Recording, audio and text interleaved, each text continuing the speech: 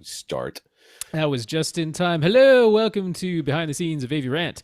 This is episode 6, number 44. This is behind the scenes if you're seeing this warning message. So, you won't be seeing the pictures that we talk about during the podcast, but if you want to look at them, even in this behind the scenes one, in the show more down below there in the YouTube video, in the show notes, there's a thing that says pictures shown in this episode take you over to Flickr, so you can follow along that way. They just won't be embedded in this video, and this is behind the scenes. This is just a Google Hangout, so audio might click out or video might drop or whatever.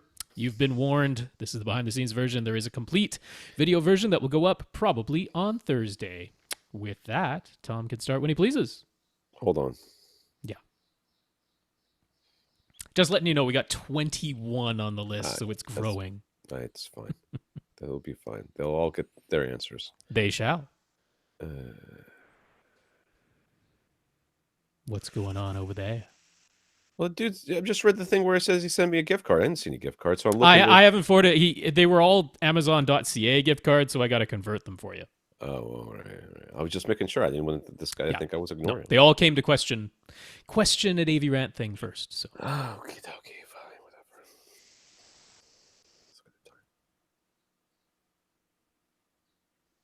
Welcome to another edition of AV Rant. I'm Tom Andry, and I'm here with Rob H. This is AV Rant. It's your home theater and AV questions answered. I haven't had any time to see John Wick 3 or Detective Pikachu yet, both of which I very much want to see, but no reviews from me because I haven't seen them yet.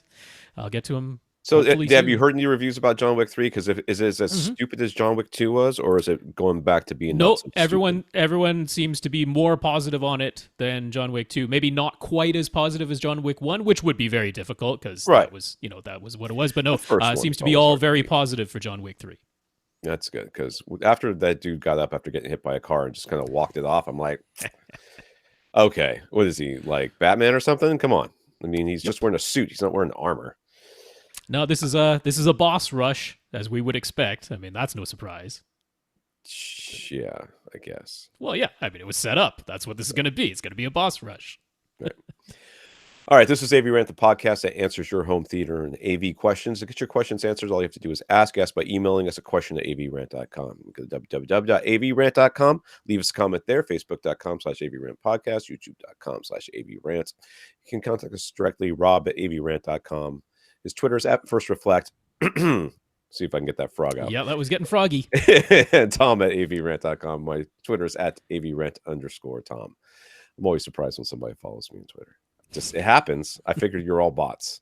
I mean, I never get any messages, but I mean, I just figured they're all bots, which is fine. Hi, Russians. How you doing? Yeah. Welcome to the desert landscape deserted landscape that is my desert landscape works too. That is my Twitter feed. You will know. There is one thing I want to post on Twitter, or I guess Instagram would also work. There is an advertisement in Sam's. They have they're selling like camouflage shirts.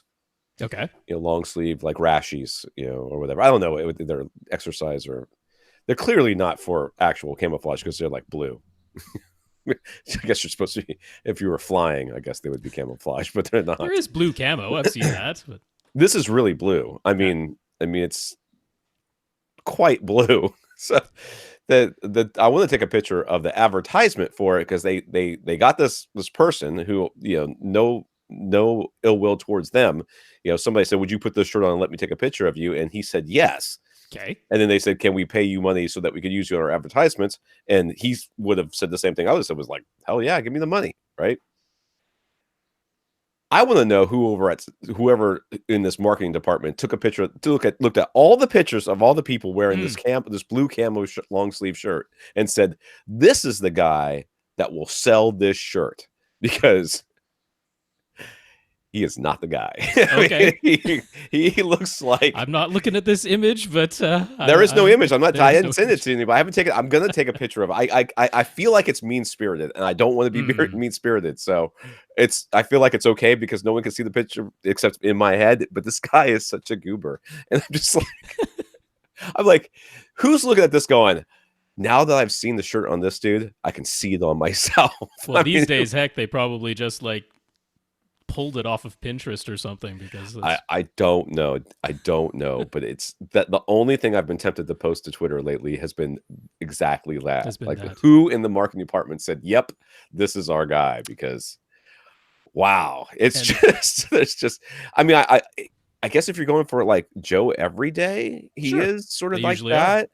But we kind of go with like idealized Joe Everyday. This guy is not idealized. And by the way, for everyone outside of the USA, Tom's talking about an advertisement because that's how you pronounce that word.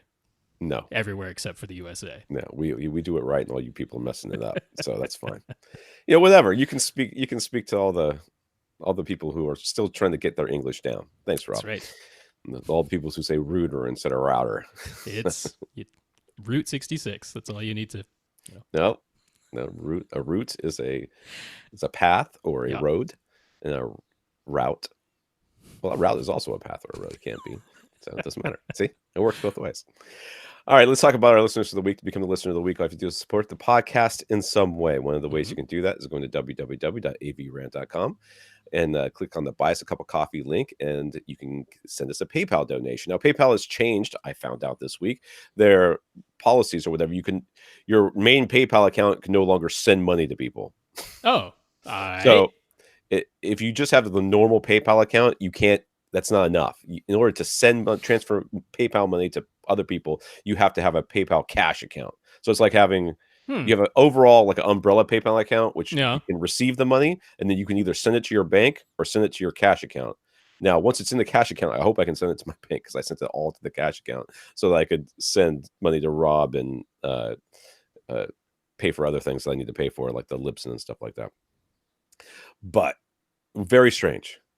Huh. Very strange. I had not seen anything of that. Of course, I haven't checked much this week, so I don't know what's going on. Anyway, I think it's the last month that happened. So we want to thank. I don't know how to say this name. Is it? He does have a question later, and he said he pronounces it Janin. So Janin. Okay. Janin, Patricio, Terry, and Thomas gave us PayPal donations. So thank you, I'm guessing, gentlemen, for all of you. But if not, that's cool too.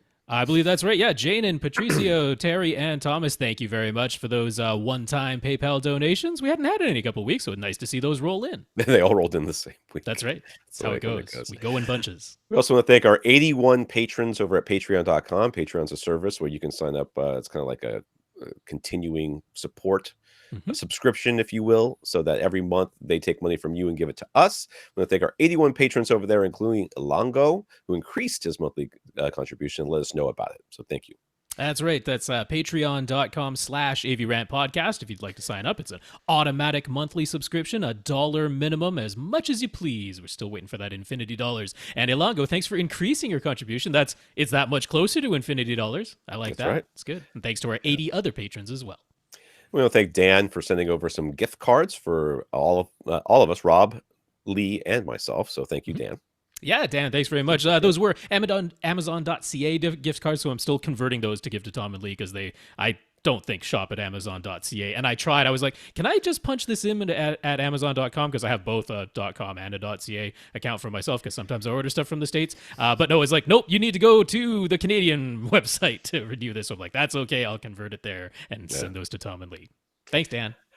All right, and if you can't support the podcast financially, just let us know what you did, and we'll mention you on this podcast. So Miguel told Parts Express that his triplet SPL meter purchase was thanks to our recommendation, and Tom N mentioned to AV Science that we told him about them when he bought his JVC RS540 projector. So thank you, gentlemen. Yeah, Miguel and Tom, thank you very much for talking us up to, Parts Express and AV Science, and congrats on your purchases.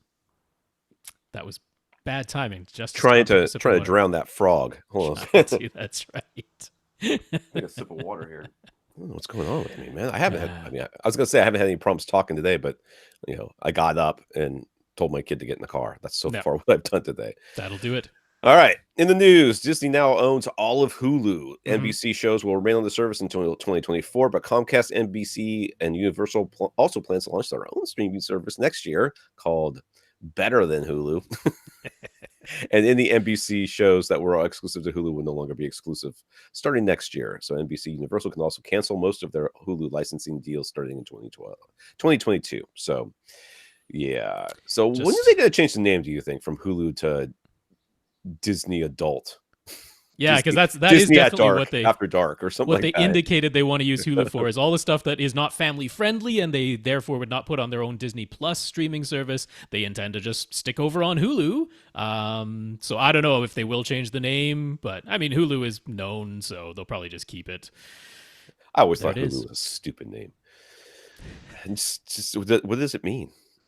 I don't know. I mean, it was 3 of the 4 major networks that began round? together. But Did then they swing their hips? Is that what? I mean, Disney already owned ABC, and then they bought Fox, so then they owned 2 out of the 3, and now NBC's like, yeah, you can have our share too. We don't care. We're going off and doing our own thing anyway. Yeah, they're getting like billions of dollars for it though, so Yeah. it's not like they got nothing. Oh, yeah. All right, many AV Rant listeners alerted us to the news that Sound United has now bought Onkyo and Integra and Pioneer. So Onkyo bought Pioneer a while back, and Integra is like the higher end, the custom Acura installer centric version of Onkyo. Yep. And so now Sound United has all of them. Mm-hmm. So let's see if maybe they have got, can look into the archives of Onkyo and look up Odyssey's phone number and get them back in there.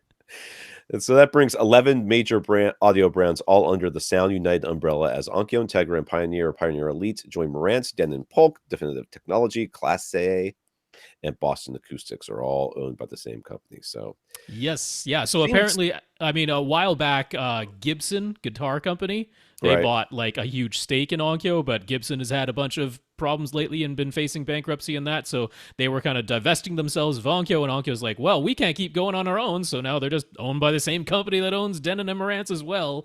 So they're all just, it's a little Disney-like, isn't it? Well, just kind of falling under. There's Yamaha. That's it. Is Yamaha the only guys outside of them? Sony, I guess. I guess Sony. Yeah, people still buy Sony receivers. I didn't even. Yeah. I'm always surprised. It's kind of like when somebody says my email is, too hot for you at AOL.com. I'm like, really? Right. AOL still exists? I'm like, well, the email does. Like, wow. I mean, there's the higher end brands. There's Anthem. There's NAD and that. But right. But yeah, for the consumer brands. I wonder when they're going to start folding some of these companies. Because there's too many. You don't need. I mean, Marantz. Okay, so Denon and Marantz sort of make sense, even though they're sister products. They sort of make sense to me because one slightly different markets they're targeted at. Yeah, one's a little bit higher end. So Onkyo Integra makes sense, but Onkyo Integra under the same umbrella as Denon and Marantz doesn't make much sense unless you start like really stratifying them. So Onkyo would be the entry level, then Denon, then Marantz, then Integra. Maybe if you could do it that way, but when Onkyo bought Pioneer, yeah. I mean, Onkyo kept Pioneer a little bit separate by just having the Class D amplification was always in the Pioneer versions. Right. But all of the processing and everything, although they kept MCACC as the room correction for Pioneer and had their own Acu EQ for Onkyo. So it'd be interesting to see what they do on that front. I mean, maybe they'll position Integra as the higher end and throw Dirac in there or something like everyone wants them to do. I mean, the world is their oyster at this point. Other than Yamaha, they're kind of on their own with all of these brands. I would take Pioneer. Unfortunately, I mean, to me, Pioneer and Pioneer Elite makes no sense in this company. I would have them focus on, maybe distributed audio or just keep them in cars. Maybe, Boston Acoustics is fine, whatever.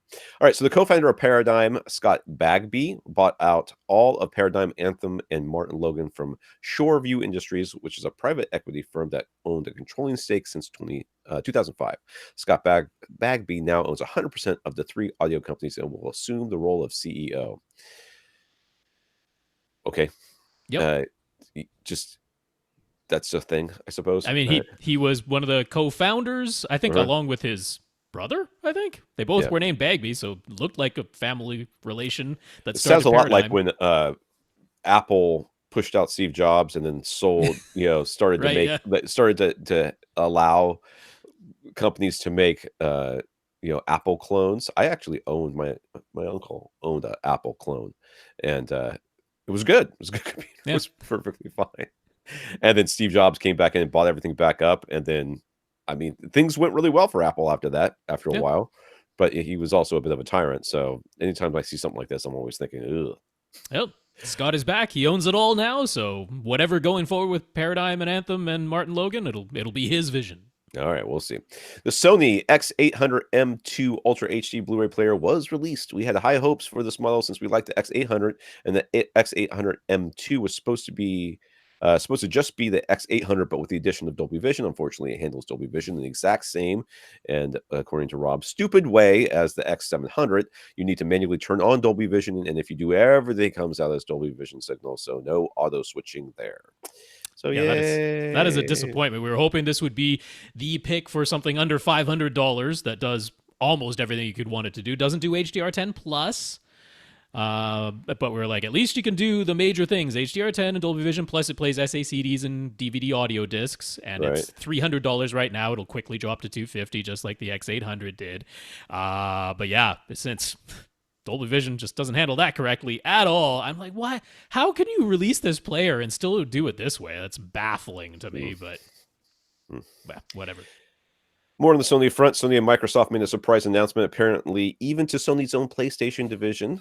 This announcement was a surprise, which is what that meant. Yeah. That they will be teaming up to use Microsoft Azure data centers and AI to further develop game streaming and other content streaming devices. Microsoft is preparing to launch xCloud, their game streaming service, and it appears as though Sony will migrate their PlayStation Now service over to Microsoft Azure data centers, which to me just says, we really don't want to work with Amazon.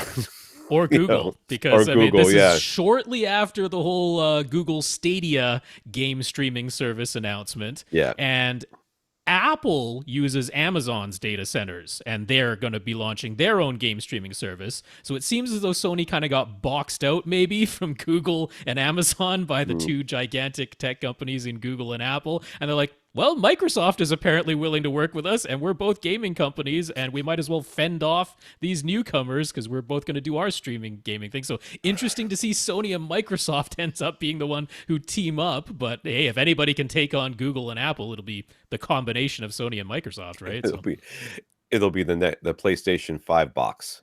Yeah, why not? They're close enough already. The PS5 box. That's what it'll be. The PS5 box. The PS Box 5. XPS5. Playbox Infinity. There we go. It'll be the infinity sign. And a bunch of people will be like, it's in an 8? Did that 8 fall down? No, dude. Yeah, no. A bunch of movies on iTunes suddenly got downgraded from 4K to HD. Apple says it was a bug, and the affected titles have returned to being available in 4K, but it brought out the buy 4K disc while you still can crowd on social media in a big way. So, yes, there was panic falling in the streets. I didn't even know about it. That's how panicky it was. They're like, you see what happens when you build a download or streaming only library? They can revoke things on you. They can take it away. They can downgrade it without you have nothing. I mean, it was even titles you had purchased were suddenly downgraded to HD, even if you bought the 4K version outright. And they're like, look at what they're doing. There's an hour-long video about games as a service that has been making the rounds, and it kind of touches on this whole thing. Whereas, when you pay for a service, if it's not a continuing payment, if it's a continuing payment, then when they stop providing the service, you stop having to pay for it. But when you buy something like a game or a movie over a service that streams, when they shut down the service, you lose ability to have access to what it is. So that, to this person who was making the argument, is fraud on the part of the companies, because they are telling you they're selling you something, and then that at any point in the future they can revoke it, and you can no longer have it. Which I saw another video about it, which was a lawyer going through saying, well, he's kind of right and he's kind of wrong, and these are the reasons why. It is another hour-long video, so you don't waste 2 hours of your life looking into it. The reality is, I think that it's in the user agreement that you clicked I accept without reading. That's but there's still lots of precedent in the courts about, just because you press I accept doesn't mean things. They can put whatever they want in there. They sure can, and it doesn't make it legal. They can put and at any point your firstborn child can be sacrificed to us on a whim, and you could click OK, and it doesn't mean they can come by and take your kid. Though if they hit me on the right day. I didn't think your firstborn was the problem. I thought it was can be. Middle child. He usually isn't, but he can be. He has his moments. All right. So, anyways, my big thing for this week was Pandora keeps trying to shove this Welcome to Night Vale podcast down my throat, Okay. which is like a sort of funny, sort of scary-ish podcast. So I started listening to that this week, and I haven't listened to a podcast other than my own in forever. So I don't recommend it yet. I'm only 3 episodes in, so I'll let you know if I recommend it. But seems okay. Let's go for comments here. The new Calman software lineup became available a couple of weeks ago, including the 4 new $145 Calman home versions that include individual AutoCal software for certain LG, Sony, Panasonic, or Samsung TVs. You have to get the specific Calman home version for your brand of TV. Yay! Yes. The next step up are 2 different, about $2,000 professional suites. So Rob tried to ask Portrait Displays on Twitter, which I guess is their Twitter. Yeah, Portrait Displays is the parent company of used to be SpectraCal, but the people who make Calman software, Portrait Displays. What software home enthusiasts ought to buy now if they want to calibrate a projector or a brand TV that isn't LG, Sony, Panasonic, or Samsung? They never replied, though they liked your tweet. They did. So they saw it, apparently. Someone did. Good question. No answer for you. But an AV Rant listener, Carl, did a better job of reading than Rob's cursory glance. All of the new home versions still include full manual SDR and HDR calibration workflows. So the 4 branding options are strictly about the AutoCal options. So you can use any of them to calibrate a projector or a different brand of TV manually. So it's basically the full suite with some presets for your TV. That's right. Yeah. If you want to AutoCal, then you got to get the specific It's brand. not a hamstringed one that only does your TV. It's That's the right. full thing. But I mean, they call it Calman Home for LG, Calman Home for Sony, Calman Home for Samsung. So I was like, they could probably market that a little bit better because you have to somebody out there's going to buy it twice, dude. You do have to click on the specifications tab. So. My neighbor came over the other day. He was like, "Hey, Tom, I bought a new TV, and now I can't figure out where to plug in my speakers." So I went over there. It's like 20-year-old Bose cubes with a little bass box that he has shoved in the corner. I'm like, every fiber of my being wants to tell His you that new this TV only has an optical output. No, that's right. I had no stereo analog output no stereo anymore. analog output. So I had to tell him to go to Walmart and buy a box. I guess it worked because he never came back and complained about it. All right, go to the questions here. Damien, after we discussed his EQ setup and trying to manually EQ his subwoofers 2 weeks ago, Damien went and bought a Denon X4400H. He just said, "Screw it, get the new receiver." He did. Good for you, Damien. That's what I say. He got that from Accessories for Less. He would have preferred the aesthetics of the Marantz SR7012, but Rob pointed out on Twitter that's only feature advantage is having 7.1 analog audio input. So considering the $200 price difference, he'll suffer the looks of the X4400H instead. Dude, I am so 100% on board with everything you just said. Well, yeah. I mean, by all means, I don't mind anyone who's like, I'm willing to spend more for the looks that I like better. But if you're like, I really could put that $200 towards something else, and the only difference is the looks on the front and a feature that I will never use. Yeah. $200. Well, and that's why I said when we talked at the very beginning about Marantz versus Denon, that little feature is a huge difference for custom installers and people who have legacy gear. For some people, it is a critical thing, and it's definitely worth the difference to them. Yeah. So you think that it's great so far? It switches HDMI inputs a lot faster. It passes through 4K and HDR, including Dolby Vision.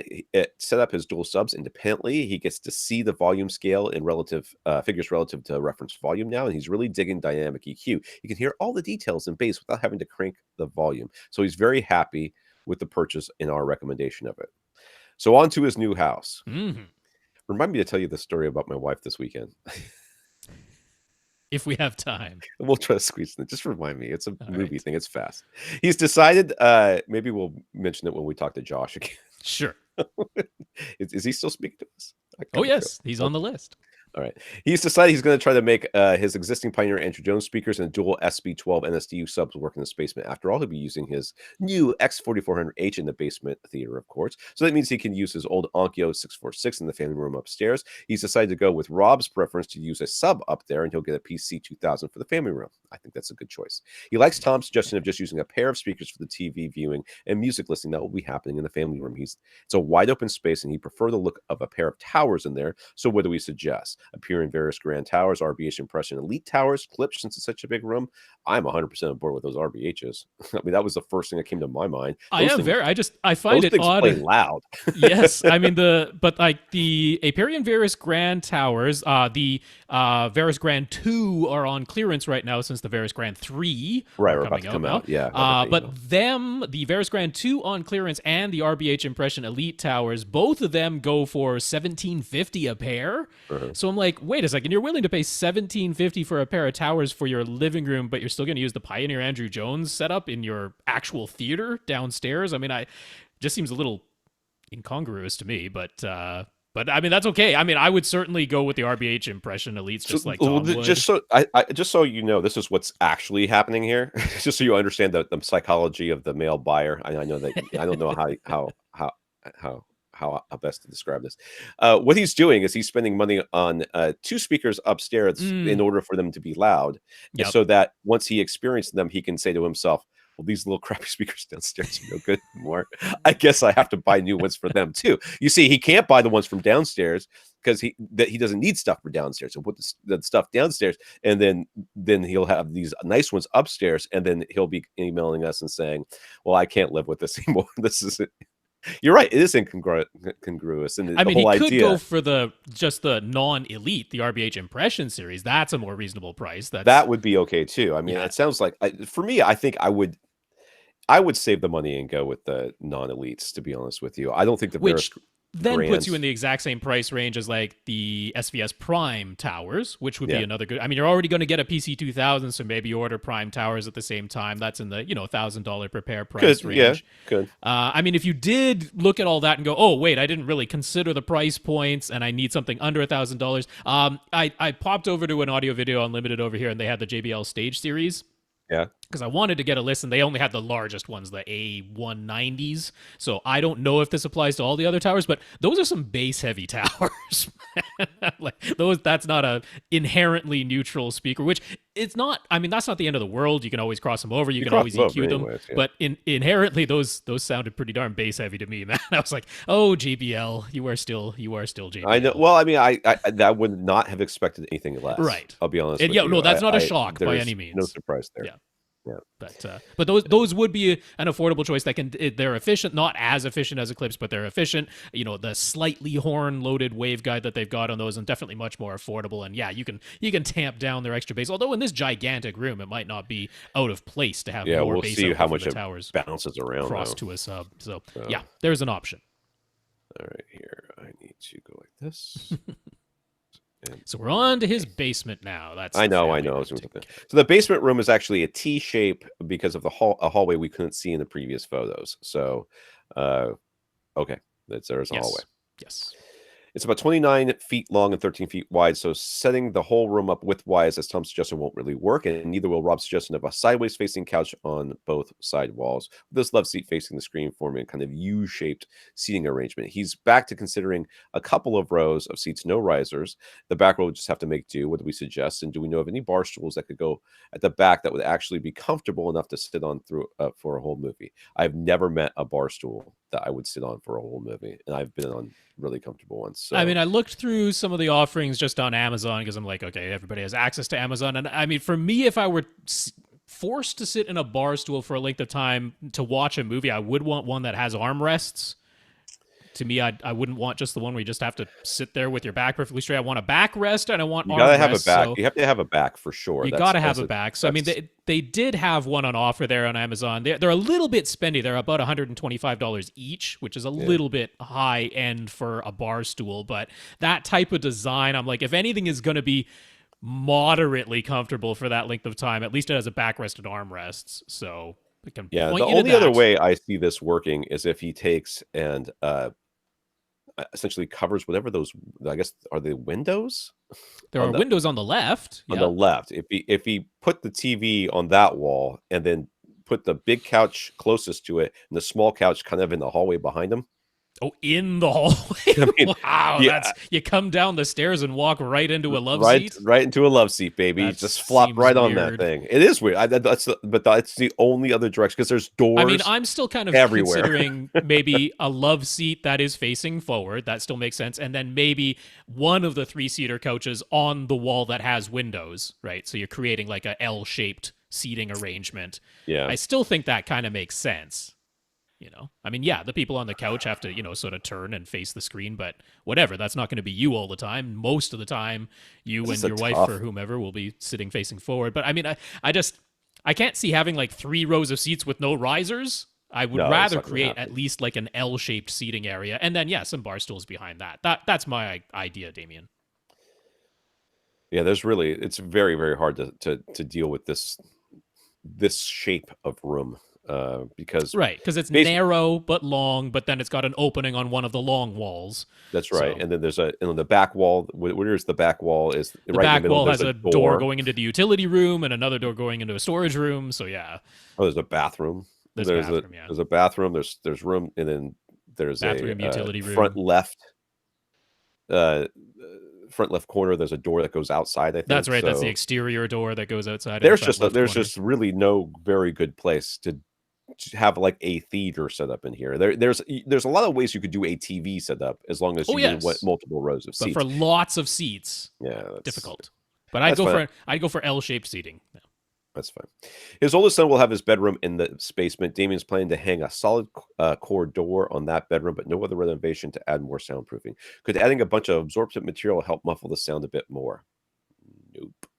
Nope, that's not how sound isolation works. I No, mean, unfortunately. I guess if you're reducing an echo, but no, I mean, ultimately, Not as far as significantly, I would say, would be the no, answer to that yeah, question. never think of padding, insulation, that type of stuff as being soundproofing because it isn't. It's not stopping the sound from getting from one area to another. It's reducing some echoes and some reflection, but not preventing sound from moving from one room to another. So, I mean, the solid core door, that's a good idea. Try to make sure that it's one that's sealed, unless that's the only way to get air ventilation into that room, because you don't want to suffocate the poor child. Well, he's not really a kid anymore. Man, He's when going I to was a college, kid, our doors, we had really, our house was built at a certain year, but then much later they changed the carpets, and the carpets were really, really thick Mm-hmm. with that, and the door like basically was hard to close. It was Right. and Sure.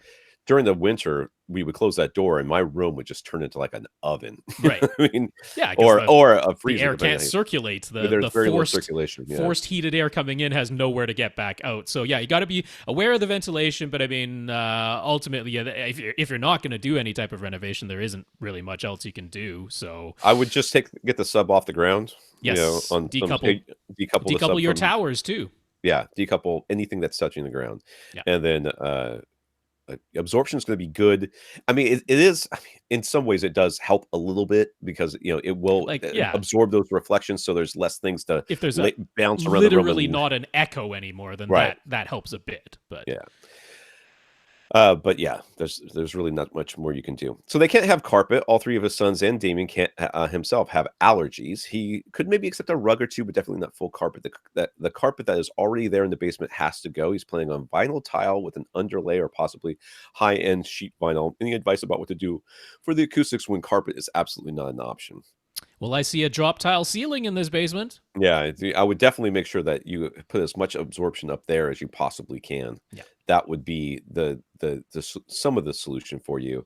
I've had friends that have had the same issue. And they put down those tiles that look like wood flooring, Okay. and they put that throughout their entire house. And I was surprised that I mean, I didn't. Oh, you really mean they're a notice little it. bit, they've got a little bit of texture to them. They're not just perfectly flat. Is that what you mean? No, I mean they look like it's a tile floor that Yeah. looks like it's wood flooring. I Yeah. mean, I guess it has texture and color and everything else, but it's very strange. But anyways, it was they had to do that because their son had allergies, and Oh, I see. Okay. it's a real issue. Because of their son would just get terribly sick Yeah. if he went to anybody's house that had a ton of Dust carpet stuff, mites. dust mites and stuff like that. So, But no, I mean, since you can't cover the floor in right, something that is actually absorptive, I mean, luckily you have a ceiling where you can replace whatever tiles are there with acoustic ceiling tiles. That's what you would want, acoustic ceiling tiles, like you might find in an office building. But there are ones that look a little bit nicer for home, but they are thicker and they are absorptive, and that's what you would want. You could even put some regular type of insulation above those ceiling tiles, within the ceiling cavity itself, which you probably want to do anyway, because this is a theater and you want to have a little bit of sound damping up in those ceiling cavities if you can, and it's easy to install because it's a drop tile ceiling. Yeah, So I would definitely put as much absorption up there that is Yep. reasonable, because, and then of course along the walls and any place else that you can add some absorptive material, Yes. you would definitely want to do that. Yes. It's just that everybody's main absorptive part of their room is the fact that they have carpet and Yeah. Well, like I said, we're always trying to aim for about 30% of the total surface area. You've now subtracted the floor, which is one that we can usually use, but in your case, you can use the ceiling instead, so that helps. Okay. He was hoping that he might be able to switch the entrance door from a left-hand door to a right-hand door so that no longer swings towards the front wall. He's hoping if he does that, he'll be able to use his Andrew Jones towers without the door swinging into them every time it opens. Any take on that? This door is under the deck of the house, so it isn't actually exposed outside. So he wants it. That's weird. I mean, it wouldn't make a huge difference because it's still swinging. I mean, I don't think it's going to make that much of a difference, but no, it would make a tiny difference, but not basically if you just grab enough. that little, I mean, you can even take the image that you have and just highlight the little arc that the door goes in and flip it, and you're going to get just a little bit more room next to that TV. Little bit. No, I mean, it might be enough for you to put the speaker there, but right. Yeah. Infinite Gary actually chimed in and he was like, well, anything where as long as code allows it, like, could you actually switch it to a door that swings out to the outside? Is that possible? I mean, it's tougher when it's an exterior door because yes, you don't know about. There may be codes about that too. There may be codes. There may be thresholds. Differences in the height between the inside and the outside that you have to consider. But I mean, perhaps look into that because he did say this is under a deck, so this isn't. As far as code goes, it's probably allowed. Usually, if it's fully covered. Right. But you would have to look I've never into that. seen a door swing out. An exterior door that swings exterior out. door. I've never seen that. Unless it's into a garage sometimes, right? Right. That would be the only time. That's kind of what I'm thinking with the undercover deck. Maybe it would be allowed, but probably not. I'm guessing not. If there's wind, it just became a sail. So. But there's no reason. I mean, you're going to be pulling this floor up anyways, and basically you can take and buy one of those metal stops that attaches to the ground, and it only allows the door to swing so far, and you could essentially do that. Not the little thing that you add to the hinge that puts a hole in your door if you open it too hard. I'm talking like a actual metal stop that they put in like grocery stores and stuff like that to keep from doors from swinging and crashing into things. And because I had to do that with I added French doors to my house in Jacksonville, and we did that same thing so that when it crashed into the side of the house, and basically we just attached that right to the wood deck right there. So I would consider that. Yeah, good job. All right, I have to scroll down. Do we have any recommendations for high-end cable raceways? He has zero plans to open up the basement walls, and he still doesn't want visible cables and wires all over the place. So he thinks all the plastic raceways he's seen look cheap and chintzy. So any recommendations for something better? So I hear you about not wanting to open up. He does have a drop ceiling, so the majority of runs to, like, say, his surrounds or probably just surrounds. I don't think he's going to have surround backs with the wide open back there, but at least that can go through your ceiling. Right? Yeah, that part's easy. Opening up exterior or even interior walls can be very daunting to look at, but it's not nearly as bad as you might think it's going to be. So, especially since you have the drop ceiling, you can put a good sized hole right there in that wall up top, and then fish the wire down with a what do they call those things? It's a fishing. I don't want to say fishing wire, but it's not. It's a fish tape. Just fish tape. That's it. Yeah. And then you open up a door, not door, a hole at the bottom or wherever you want this wire to come out. that's the size of a aftermarket. Not it doesn't even have to be that big, but basically just a nice round hole. And then once the fish shape where you can see it, you pull the wire through, and you're good. Now you've got a hole at the top, a hole at the bottom, hole at the top, and on either one, it doesn't really matter. Basically, you can just pull the wire straight through by a cover that you would normally put on top of a uh, like a light switch or something like that. But Okay. this will just have a hole in it, a circular hole Right. in it in the center. You pull that through there, and you screw that right into the drywall. You just make sure your hole is big enough, small enough that you're pulling the wire through, that the screws will still go into the drywall, because it doesn't have to be super secure. It's not holding anything in place. Right. That you don't have to put a backer box on this. It's low voltage.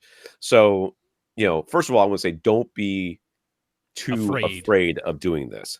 Yeah. If you don't want to do this, I think your next best option, if you're going for, I don't want to see these things, is flat wire. Yes. That you would just put on the wall, and then you spackle it a little bit and paint right over it.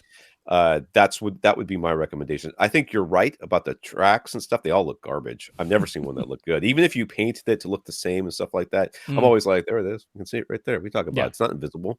So those would be my two suggestions. Yeah, so for the flat, self-adhesive, paintable speaker wire, I like Sewell's Ghost wire. So that's one way that you could go there, although that's just speaker wire. So if you're talking about other cables, you might still be looking for some kind of cable raceway to get it, down from your drop ceiling, outside of the wall, down to wherever it needs to go. So, I mean, the best ones I could find are over at cableorganizer.com. They've got a wide selection, some that don't look, I mean, it's still a protrusion on your wall. There's no way of getting around that, right? I mean, it has to be that, but at least they have some that aren't just like the super cheap plastic. They're a little bit nicer. They even have some that are aluminum, which you can paint the aluminum too. So, I mean, at least it doesn't look super cheap that way. So that's about the best I could find. I'll point you there. Cableorganizer.com. Okay. All right. Len, have either of us heard or reviewed any of the headphones that use Auto acoustics. Yes. To measure the back wave created by your eardrum and then automatically EQ the sound for your unique hearing profile? An example would be the Neurophone headphones. Len has tried a few himself so far, and I'd like to know what we think of the concept, even if we haven't had a chance to try them. I've never heard of this concept, so I'm trying to look at these headphones right now. And I these came up like many episodes ago, but I have not heard them for myself. So the Neurophone themselves, they actually use like a dual driver setup where they have in-ear monitors basically that seal within your ear, but then outside of that there is a over-ear ear cup that has bass drivers in it. So there's like two sets of drivers going on, an in-ear and an over-ear bass driver, and then there are these very sensitive little microphones that are in there as well, and you go through the app and it plays a bunch of test tones into your ear, and you don't have to do anything. You don't have to respond to the test tones or anything like that. It just uses those very sensitive microphones to actually measure the back wave that your eardrum is producing, and then it creates a unique EQ for your hearing. And according to the people who have tested it on that, it is indeed like they've had other people use it and then they put it on. They're like, oh, it's not just like surreptitiously in the background, randomizing or putting their, the same EQ for everybody and just being a marketing BS or something. Like, no, it genuinely sounds different depending on whose ears it measured. But I mean, all the reviews that I could read without having heard them myself, the reviews are like, it's not quite 100% there yet. Like, it's not always consistent. You do have to make sure you take those measurements in as quiet an environment as possible, because these are super sensitive microphones that are going on. So if there's any noise in your room while it's happening, it will pick that up and alter the results. I mean, just conceptually, it's an interesting idea, because if you're used to hearing the real world with your hearing, which might have some particular deficiencies or just a non-linear curve that your particular hearing has, and now something is adjusting for the way you hear, now everything is going to sound different than it does in real life. So that was my first reaction to this whole thing is, I don't want you to EQ reality to my ears, because my ears are used to the way reality sounds through my ears. So you give me reality and I'll hear it the way I hear it, and that'll sound natural to me. To EQ for my ears, and I may be not understanding exactly what the whole point of this thing is. But to EQ for my ears, let's say that I have a hearing deficiency at, let's say, 5 kilohertz and above. Yeah. So it boosts there. It starts boosting there. Now everything sounds shrill to me. Right. Potentially. I mean, potentially. I'm not suddenly hearing things I've never heard before. To my ears, I'm like, wait, I've heard this before, and now it sounds way too high and shrill. But then again, it's almost acting like automated hearing aids, right? Yeah. It's in a way it's trying to do that. So, right. I mean, as a concept, I think it's very interesting. I tend to, I mean, again, I haven't heard it for myself, but I tend to believe the reviews that are kind of like, it seems like it's a little bit of a work in progress. Like, this is promising, but it doesn't seem like we've completely nailed it just yet. That seems like a reasonable conclusion that could very well be the case right now. I don't doubt that in particular. So yeah, I think it's an interesting concept. I'll tell you, I would approach this, if this product was offered to me for review, I would approach this with skepticism, but hope. How about that? That's what I would be. That's where I would be on that. Because I mean, the idea is that hopefully, if you were to play a perfectly linear sweep, that if you had played that perfectly linear sweep through perfectly linear headphones into your non-linear ears, then that perfectly linear sweep wouldn't sound linear to you because of your hearing deficiency, not because of the perfectly linear headphones. Now, if you put on these otophonic headphones, otoacoustic headphones, then now that linear sweep should sound linear to you, even though your ears are not linear, because it's correcting for that. Now, if that's what it does, I think that's pretty cool. That's pretty worthwhile, because now what should sound linear actually does sound linear to you. Yeah, I'm in favor of that. We'll see. Yeah. Francis on Facebook. Francis has some Marantz SR7010 and dual SVS PP1000 subs. He always used to set the volume dial on his subs to the 12 o'clock position, as most manuals suggest, and then running auto setup. But with Odyssey Multi-QXC32, it measures his subwoofer levels before it starts with all the speakers test tones, and it always tells him to lower the volume knobs on the subs. They end up about 7 o'clock. Even after that, the subwoofer trim levels on his receiver are often negative numbers, so it's lowered the subwoofer output even more, correct? Yes. Yep, that's what it's done. Lower the gain. When he listens, he feels his subs are lacking slam, even though he's only about 11 feet away from both subs in the medium-sized room. So should he just increase the volume knobs on the subs to taste after running auto setup? Should he boost the trim levels instead? Or should he really just trust that Odyssey has set it correctly, even though it sometimes sets the trim values different? And he isn't happy with the results. Well, if you're not happy with the results, then yeah, you can do whatever you want. Yeah, if you're not happy with the results, we've got to make a change. Yes. So there's a couple of things I would look at. First of all, do you have dynamic EQ on? That's a big one. So if you don't have dynamic EQ on, turn dynamic EQ on. Yes. Second, do you have your subs? I mean, because you said you didn't tell us where they are set up in relation to you. I mean, they could be both at the front of the room. You could be sitting in the big null, for all we know. Mm-hmm. So, are your subs properly placed in your space? Are you getting a good even frequency response across your seats? I mean, it's a little bit interesting to me that, because it does do this, pre-test tone thing that is just for the subwoofers. Yeah. That's what Odyssey does these days. And it says, it's playing that test tone out of one sub at a time. And it says, adjust your volume knob on the back of your sub itself, the physical volume knob, until on screen it reads 75 dB. And it'll, give you a green light, red light. Right. And then it will proceed. And then, so to me, it is a bit interesting that it's done that. And then after the auto setup, sometimes, not always, it has further lowered the trim level on the sub output. That's not necessarily a shock, because it does EQ and set them in mono after it has done them independently. Right. With sub EQ HD. So because of sound wave interaction, you can end up with a case where it's like, well, yeah, individually, they measured at, using pink noise at 75 dB individually, but then when played together, it was necessary to lower them to bring them back to reference level. I mean, if they lowered them down like negative 6 dB, I'm going to say something's wrong. Right. If it was like 3. Yeah, 2 or 3, I wouldn't question it. And most of that, then I would be saying, is up to having dynamic EQ, because you're probably not listening at 0 dB on the master volume dial. Right. And so losing that audibility and that slam in the bass is what happens when you turn the master volume dial down, because we lose our ability to hear and feel bass much more rapidly than mid-range frequencies, say. And dynamic EQ helps to bring that back into balance. So dynamic EQ is the number one thing to try, but ultimately, if you do try that and you're still not happy with it, then yes, increase the trim level back to at least 0 if it lowered it. I'd start with that. And if you still want more, then you start turning up the volume knobs. I mean, you've got to make yourself happy in the end. Even if it's not linear, even if you measured it and there's a big rise in your bass now, if that's what you want, then that's fine.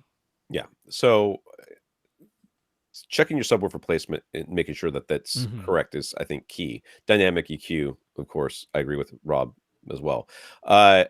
And just so you understand, changing the volume knobs and changing the trim level is the exact same thing. I mean, you're not doing anything Right. You're different. increasing the gain in one place or the other. It doesn't really make any difference. The volume knob and the trim levels are the same. So, to me, I would change the trim levels because I have more fine control over that. I know where it was and I know what I changed it to. Therefore, if I wanted to change it back, I could change it back. So the volume knobs, once you touch that, you're kind of hosed. So that's the way I would change it on the trim levels. All right. Daniel has a B6 OLED. He varies the content he watches. He does watch a local news station every day, but it's not long enough. It's not as though he leaves it on for that channel for more than 1 news hour at a time, but he started to see burn in. And it's definitely the graphics from that local news station. So he is just watching the news and maybe a couple times a day, really enough to cause burn in. He was under the impression that varying his content would be enough to protect his OLED. Is there anything he can do? And there's a picture of a red screen here.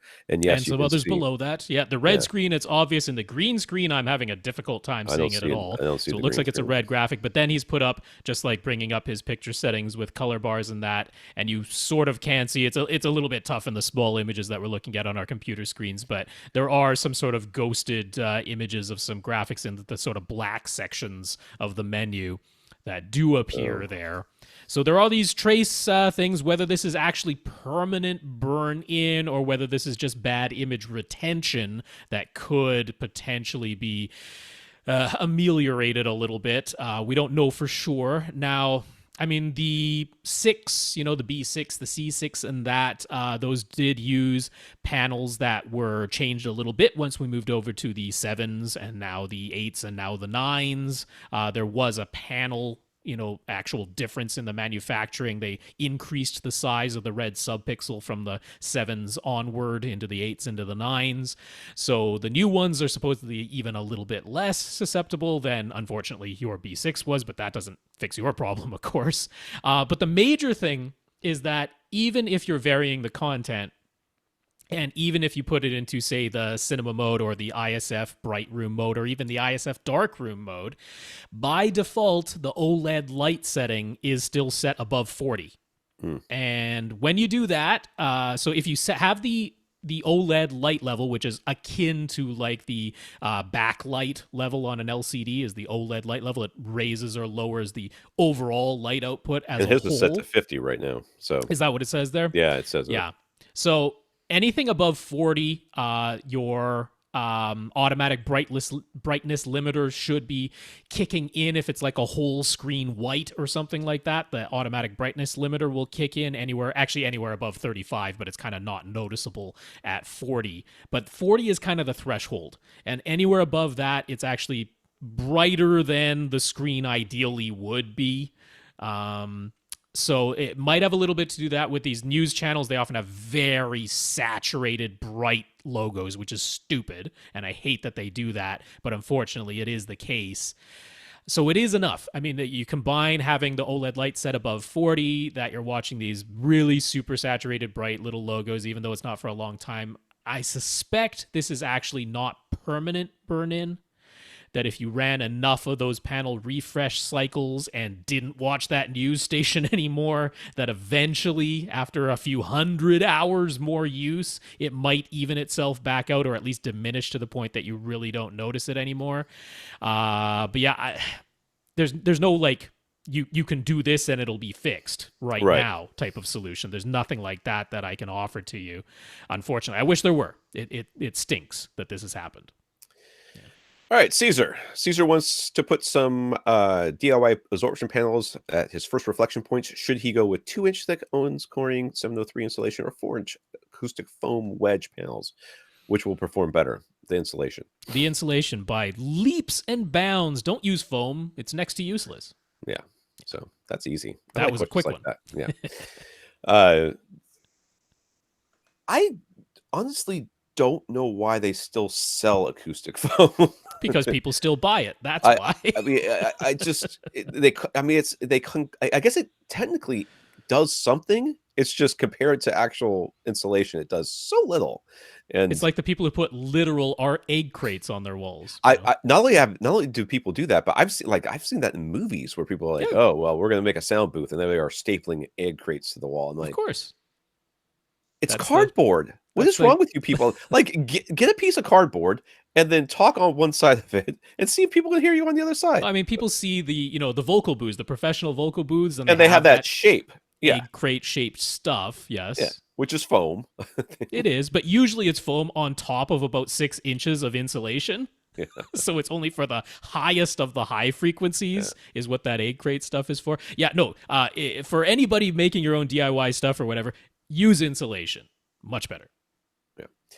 John asks, why don't we talk about Home Theater Direct, HTD? He bought the level 2 tower, center, and bookshelf speakers and paired them with dual clips sub 10 subwoofers. It's a budget-friendly setup that he landed on strictly by reading internet reviews. He loves them. He'd like to hear our opinions if we have any. Okay, so HTD, or Home Theater Direct, is a company that sells a lot of different types of speakers. Although they've cut shrunk back that down now. They've shrunk that way down now. I guess it's something that has fallen off of my radar. Yeah, we haven't looked at them in a while. That's on us, Yeah. So I mean, the last time I remember looking at them, I mean, it was like if you cherry picked your way through their website, you could find gems within a lot of garbage. To be honest with you, it was a little bit like how Fluence used to be as well. It was a similar type of thing where they had some particular models that were really quite good, and then a whole bunch of other stuff that didn't match at all. Right. So the speakers you bought are ones that I would be absolutely fine recommending to people. Yeah, I mean, one of the major things was that I tend to look at, okay, what's the flagship offering of this company?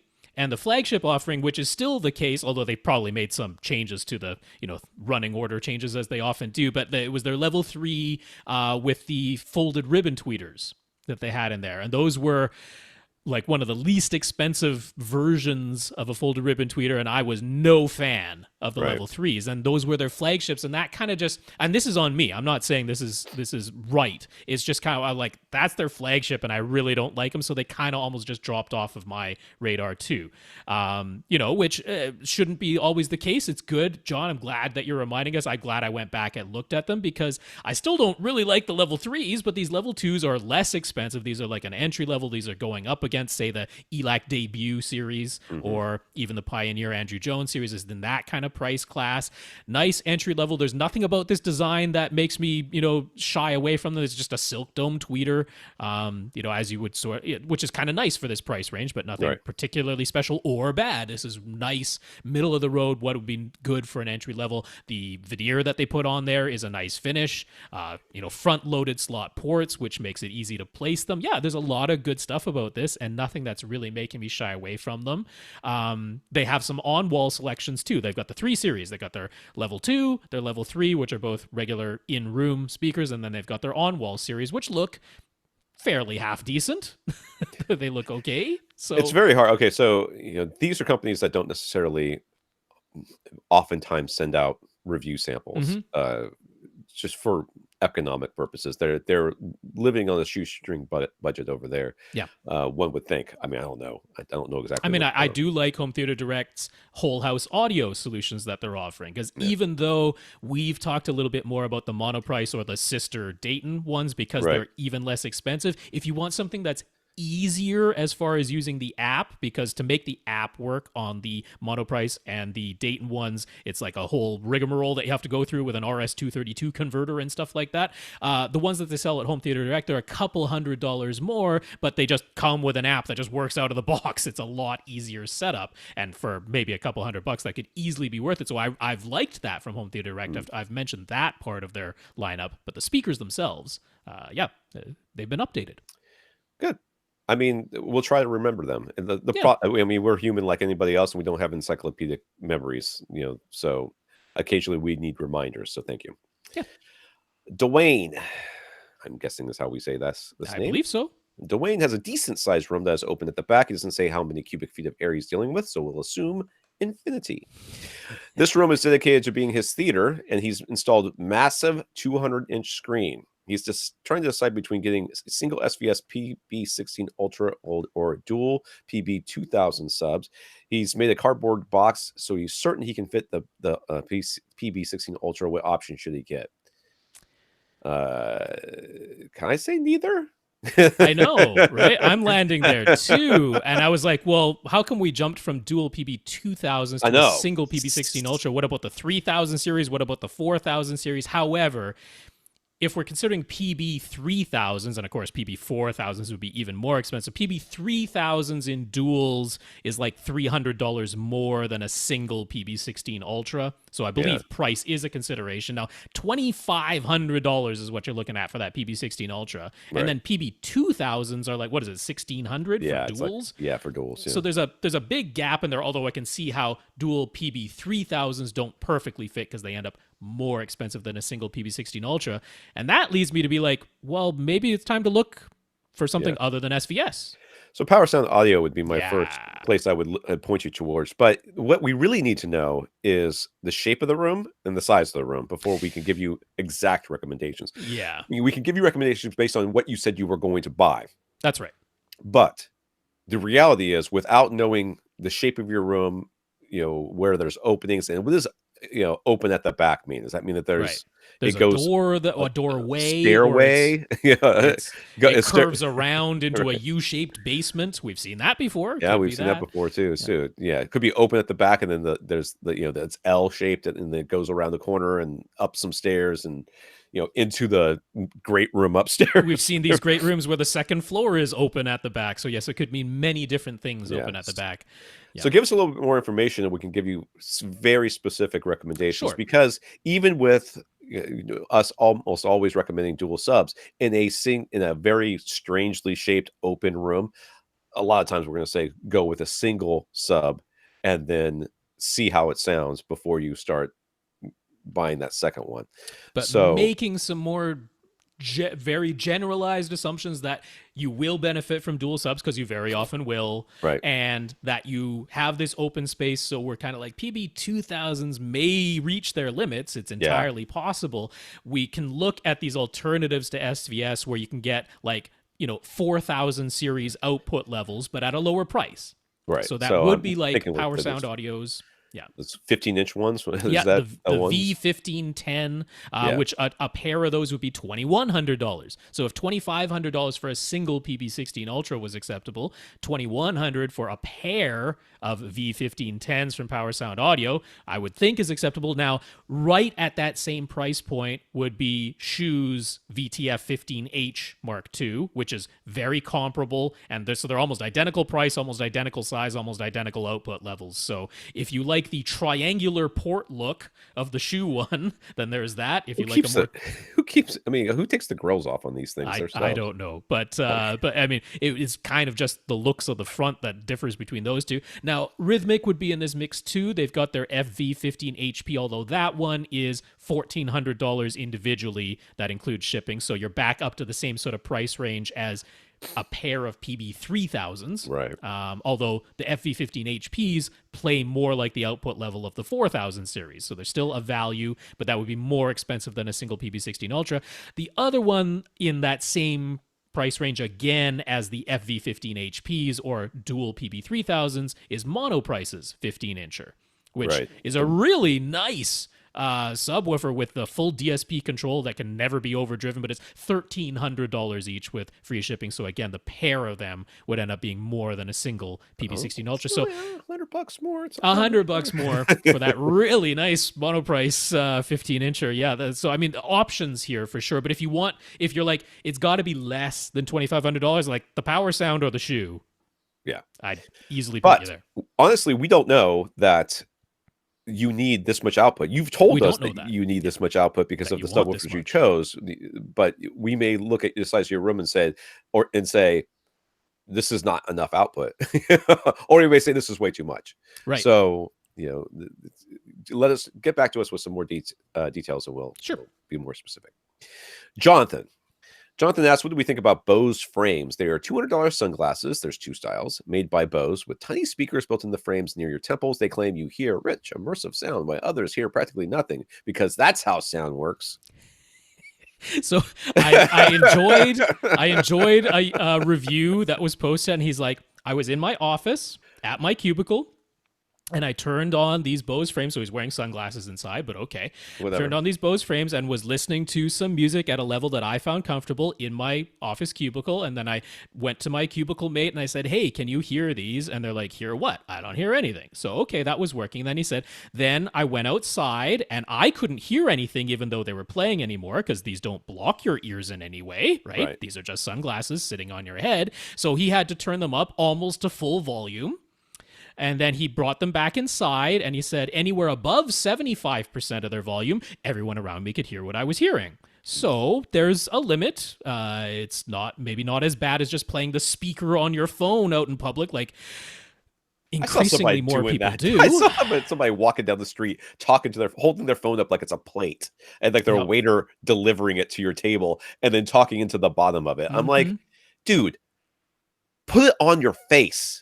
Just put it on your face so that you look like a normal human being. This is worse than the Bluetooth ear thing. Right, just hold it up to your ear like you're making a phone call. But yeah, I don't like hearing other people's racket going on. That's why I hate AirPods. I'm like, no, don't wear AirPods. They leak more sound out than they let in. So maybe who knows? These sunglasses are probably better than AirPods. But no, don't wear these outside. Anyways, aside from their styling and having speakers built in, their big feature is that they work with Bose AR, which is augmented reality. This is Bose, their audio first approach to augmented reality. At the moment, it only works with iOS because, of course, it does. Although Android support is in the works, you match Bose AR hardware like the Bose frames or certain pairs of Bose headphones with the Bose AR-enabled apps to get audio alerts, spoken directions, golf tips while in the course because it's Bose. It's Bose. Or interactive games. What's our take? Whatever, dude. Shut up. I'm never buying things. That's my take. This is stupid. I don't think these look particularly stylish. I don't mean... I bought sunglasses that were recommended to me. I took a 16, 17-year-old daughter of a friend of mine shopping with me. The mom was there as well. We were all buying sunglasses, and she's like, oh, those look great on you. I'm like, all right, since you're young, I'll take your word for it. But these look dumb. So now I have dumb sunglasses that I wear. Thick side frame going on, which of course it would have to be. I find they've got one button. It is under the frame. Like if you reached up to the so are the speakers those three little things? Is that what they... Or is that the charging port, or what is that? Yeah, I'm pretty sure. Yeah, because they said it's a proprietary charging connection too. Oh, good. So it has to, if you ever lose that cable, no, there's these little speakers that are like just in front of where the ear would be. These little speakers. Right. So yeah, no, I don't like these. I don't like these one bit. I'll be honest with you. I really wish that Google Glass hadn't gotten leaked as early as it did, because Google Glass to me was something I was really excited about. I know a lot of people hated it and they're talking like controversy. You can't be filming me as we're walking around, dude. We make pinhole cameras that you can put that look just like buttons. Shut up! You're getting filmed all the time, anyways. Yes, what are you complaining about? But this is like a huge step backwards from that. I can't remember the last time, and I get very irritated when my wife uses her phone to navigate because she keeps the voice assistant part of it on. So it talks at you, shut up. I can see. I do not need you to tell me every 200 feet that I got something coming up here. But they said this one won't tell you turn right in 250. Well, I'm used to saying meters because I'm up here in Canada. But instead of telling that, it'll say turn right at the McDonald's. Because, these are for people who buy Bose. You can't follow distance directions. You need landmarks. Yeah, they also play golf where turn right at the tree, I guess is what they're going to say. We recommend that you use a 9-iron. You're like, well, I think I'll use a sand wedge because you didn't, automate. Your GPS wasn't accurate enough to know that I'm in the sand trap right now because I use Bose. Whatever. I mean, they may be the coolest thing ever. I have no idea, but Clint used to have some glasses that were a long time ago that were similar, except they had like little ear Oh yeah, they drop earbuds, down and come into your ears. that you could push into your ears. And the problem is that the glasses go out of style a lot faster than anything else. Yes. So you end up with these glasses that are a couple $100 that have some sort of speaker coming out of them, and now you're like, I can wear these stupid glasses. Like Rob said, well, they're sunglasses, so you can't wear them inside. Unless they have transition lenses on them. No, they don't. They're very basic lenses. There's a third party that makes prescription lenses for them. You can pop them out and put those in. Miguel on Facebook. Miguel already has an Integra DTR 50.4 receiver. Hey, man, that might be a collector's item pretty soon. Right? So you might want to hold on to that. It wasn't owned by Sound United back then. It was a sister model. We know what it is. To the Onkyo 818. So it was one of the first receivers that was offered Odyssey Multi-Q XT32. That was back when Onkyo and Integra were like on the cutting edge of things. And I used to recommend them all the time. But it did not include Sub-EQ HT. Probably because it wasn't out yet. And it has HDMI 1.4 ports, which can technically handle 4K resolution, but doesn't have HDCP 2.2, so it's effectively limited to 1080p. It does Dolby True HD and DTS HDM Master Audio, of course, but not Atmos or DTS-X. And that's also, of course, because this is an older receiver. So Miguel is considering an upgrade. He's mostly looking at the Denon X3400H. That would give him the Sub-EQ HT that he's been missing. And he'd also be able to use the Odyssey Editor app, which he cannot do right now with this Integra because it's very old. He also spotted that the target curves in the Denon are called reference or flat, while the target curves in the Integra are called movie or music. So on the Odyssey front, will he get any great difference as far as the audio EQ goes? I mean, you'll get the sub EQ, but other than that, I think it's pretty much the same, right? I mean, I have sub EQ HT and I have two subs and I don't even use it because I want a mono signal being sent to my subs, not an independent signal. So you can still do that with that. You just use a Y splitter. It's not that big a deal. Well, absolutely. But it's just, I mean, is he actually effectively getting anything strictly on the Odyssey front? So to answer the reference versus flat as opposed to movie versus music, they're the same thing. Yeah, they just changed names. For whatever reason. Yeah, the movie curve is the same as the Odyssey reference curve. The music curve is the same as the Odyssey flat curve. So no difference there. I'll be honest, I can't hear a huge difference between those two things. I think between those two. Yeah, I think I keep mine on flat just on general purpose. But I mean, sub EQ HT is the only thing. So I mean, first of all, we don't even know for sure he has two subs. So if you don't have two subs, you definitely aren't getting any difference. If you do have two subs, I still end up wanting it to output mono anyway. So, I mean, I can't say you really should get an X3400H just based on Odyssey differences because you already have XT32. Right. Yeah. No. He doesn't really care about Atmos, and he's visually impaired, so 4K is not important to him either. But something that does appeal to him a lot is that it did an app which allowed him to set up his receiver with the app in a screen reader, as opposed to having to use his limited eyesight with his Integra, which gets tiring. So, do we think there are enough upgrades offered by the Denon X3400H to make it worthwhile for him? He hasn't treated his room with acoustic panels yet, so if he doesn't buy the receiver, he'll spend that money on Acoustimac panels instead. His speakers are all Klipsch reference Premier, and he's worried about amplifier wattages, obviously. What do we say? Should he go for the X3400H? No, yes. I guess this is when the cheapskate in me says, if you don't care about Atmos, right, you don't care about 4K, right, and you don't care about HDR, and you don't care about and you're not super worried about the second sub, whatever. I don't see that you're getting a lot of benefit here. I mean, the only benefit is the app, which in his case is quite an important thing because it allows him to more easily set things up. Yeah, but it's already set up. But it's already, you've already set up. You've already done it at this point, right? How much more does there need to be changed? I mean, yeah, if you're not going to do, I mean, the Atmos version in the X3400H is limited to 7 speakers max anyway, so it's 5.2.2, and we'd want you to get something that can do 4 overheads if you're really going to get into Atmos. Care about that.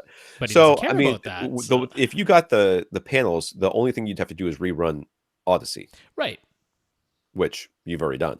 I mean, which it should be easy to do because it's quite literally just press OK until it stops. Usually, yeah. Yeah, it does stop physically plugging in the microphone, setting the microphone in all the positions. Yeah, I think that you should get the acoustic panels. Yeah, for me, in this instance, it's really hard for me to say you should get the 3400H. If the use of the app is alone worth it to you, then that's your choice. But that would be the only thing. That's the only thing you're getting. Yeah. Yeah. So Janan, he was one of our donors from earlier, a longtime Mhm. listener, first-time question asker. He asked, "Thank you for the hours of informative content." By the way, that's not a question; that is a statement, and you are welcome. Yes, you are Janan and welcome. his family are moving from a condo to a new construction house. It's an exciting time for them. He's going to have a dedicated media room where he can install a projector and a screen and a full Atmos system. That is a priority for him. Dude, I feel ya. Yes, you have come to people who can commiserate with that. My feeling. wife is her, like, her friends are all like, we got to move out of the flood zone because we live in the flood zone in Florida. We got to move out of the flood zone. We got to live someplace else. And they're like, I'm like, yeah, well, as long as we move. My wife's like, well, we're not really ready to move yet, but when we move, we got to, maybe we should go look at houses. I'm like, we're gonna have a home theater. She goes, I don't know if we're gonna need that. We're gonna have a home theater. Of all the people, how This is not optional for me. How does she not know this about you at this point? Do we really need to have? I'm like, okay, you want to have the TV in the kitchen because that's what I'm going to do. She's gonna be like, oh, believe me, I know how to push her button so that I end up with my theater. I'm getting a theater. He's going to have a dedicated media room where he can just install a projector and a screen and a full Atmos. I already said this. But for the moment, he has questions about what to do in the family room. Yep. Okay.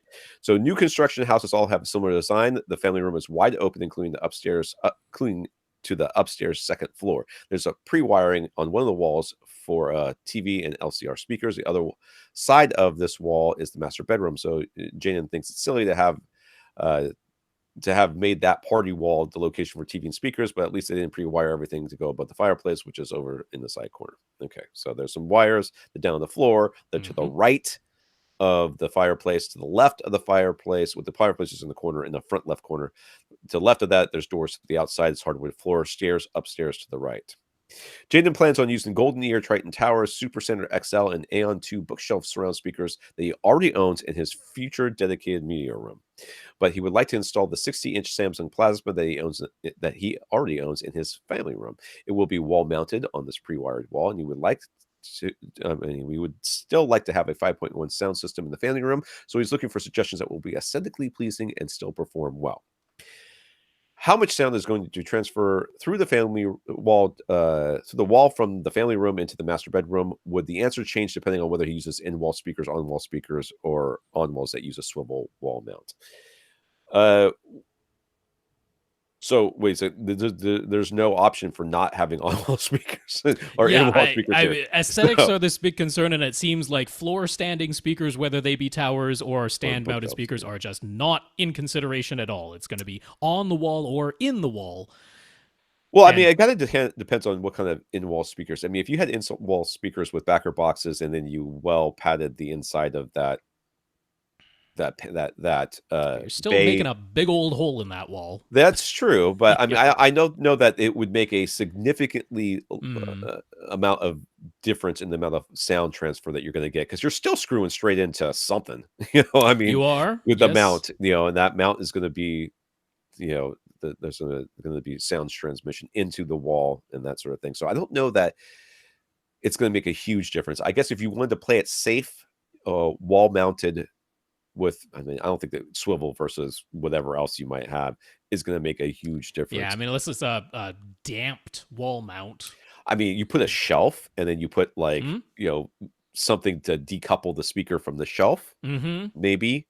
But that'd be one way of kind of trying to alleviate some of this, but and then you aren't limited to on-wall only models, because it's anything that can stand on a shelf. But I don't think that's what he wants. I don't think that's what they want. I think he really wants in-wall speakers. I mean, I think they want in-wall speakers, but they're like, if in-walls are going to be a problem, then we'll go on-walls, because there are some nice, slim, sleek-looking on-walls that, I mean, there's going to be a TV. So this is the thing that I always think about when I get questions like this. Who's watching TV while you're sleeping? Who's listening to music in this room while you're sleeping? When does the sounds transmission become an issue? Because if the reality is, I'm up the latest, and my wife goes to bed before me, but the kids go to bed before her, and I'm watching TV. Are you going to be watching it up here, or are you going to be watching it down in the theater? And if you're watching up here, is that a huge deal for you to turn it down because your wife Right. is in the I other mean, I'm room. hoping that since they decided in the architectural design to put the master bedroom on the other side of the family wall room, that they at least made that a fairly beefy and sound isolated wall. Hopefully they did that. I mean, I'm just not in favor of punching big holes in walls where it can be avoided. If you're like in walls are the only way to go, then yes, it's got to be something with a proper backer box on it. Definitely don't just have the back of the speaker firing willy-nilly into the open bay. That would definitely be worse than just an on-wall speaker. My preference is to go on-wall here, but Yeah. yeah. I mean, I think it's going to be 6 of one, half dozen of the other. Yeah. But yeah, to be safe, on wall would be the Yeah, because safer you option. haven't made a hole in your wall. Yeah. So I mean, he knows and likes the characteristic sound of golden ear speakers. They offer both in-wall and on-wall options. What we recommend more highly on-wall, we already said that. And do we think there's a psychological component where being able to see the speaker, even if it's on-wall, contributes to expecting better audio quality? For you, not for anybody else.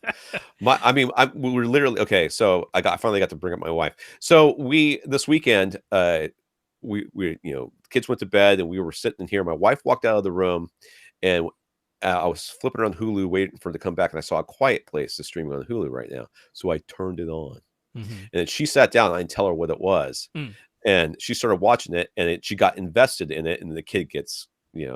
Spoiler alert, I guess, that something happens to the kid at the very beginning. And she's like, is this a scary movie? I'm like, oh, it's a little tense.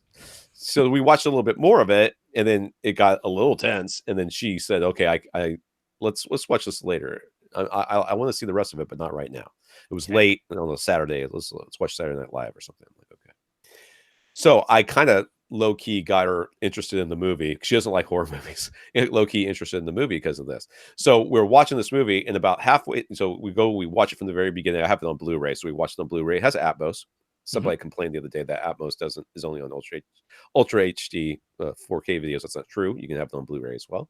So the Blu-ray has the Atmos soundtrack, and we're watching this thing. About halfway through, my wife stops the movie and says, "Listen, you got to tell me if this is going to have a happy ending or not, because I'm not watching the rest of this movie if everybody dies at the end." I'm like, okay, well, whatever. I won't spoil it, but she did and watched the rest of the movie. And at the end, I'm like, this is why we have these, because a lot of this stuff, there's sounds going on overhead. I'm like, this is why we have these speakers overhead, so that we get that good sense of the sound coming from overhead. She goes, oh, I didn't even notice that. Yeah. So this is, my wife literally can see the speakers on the ceiling. Yeah.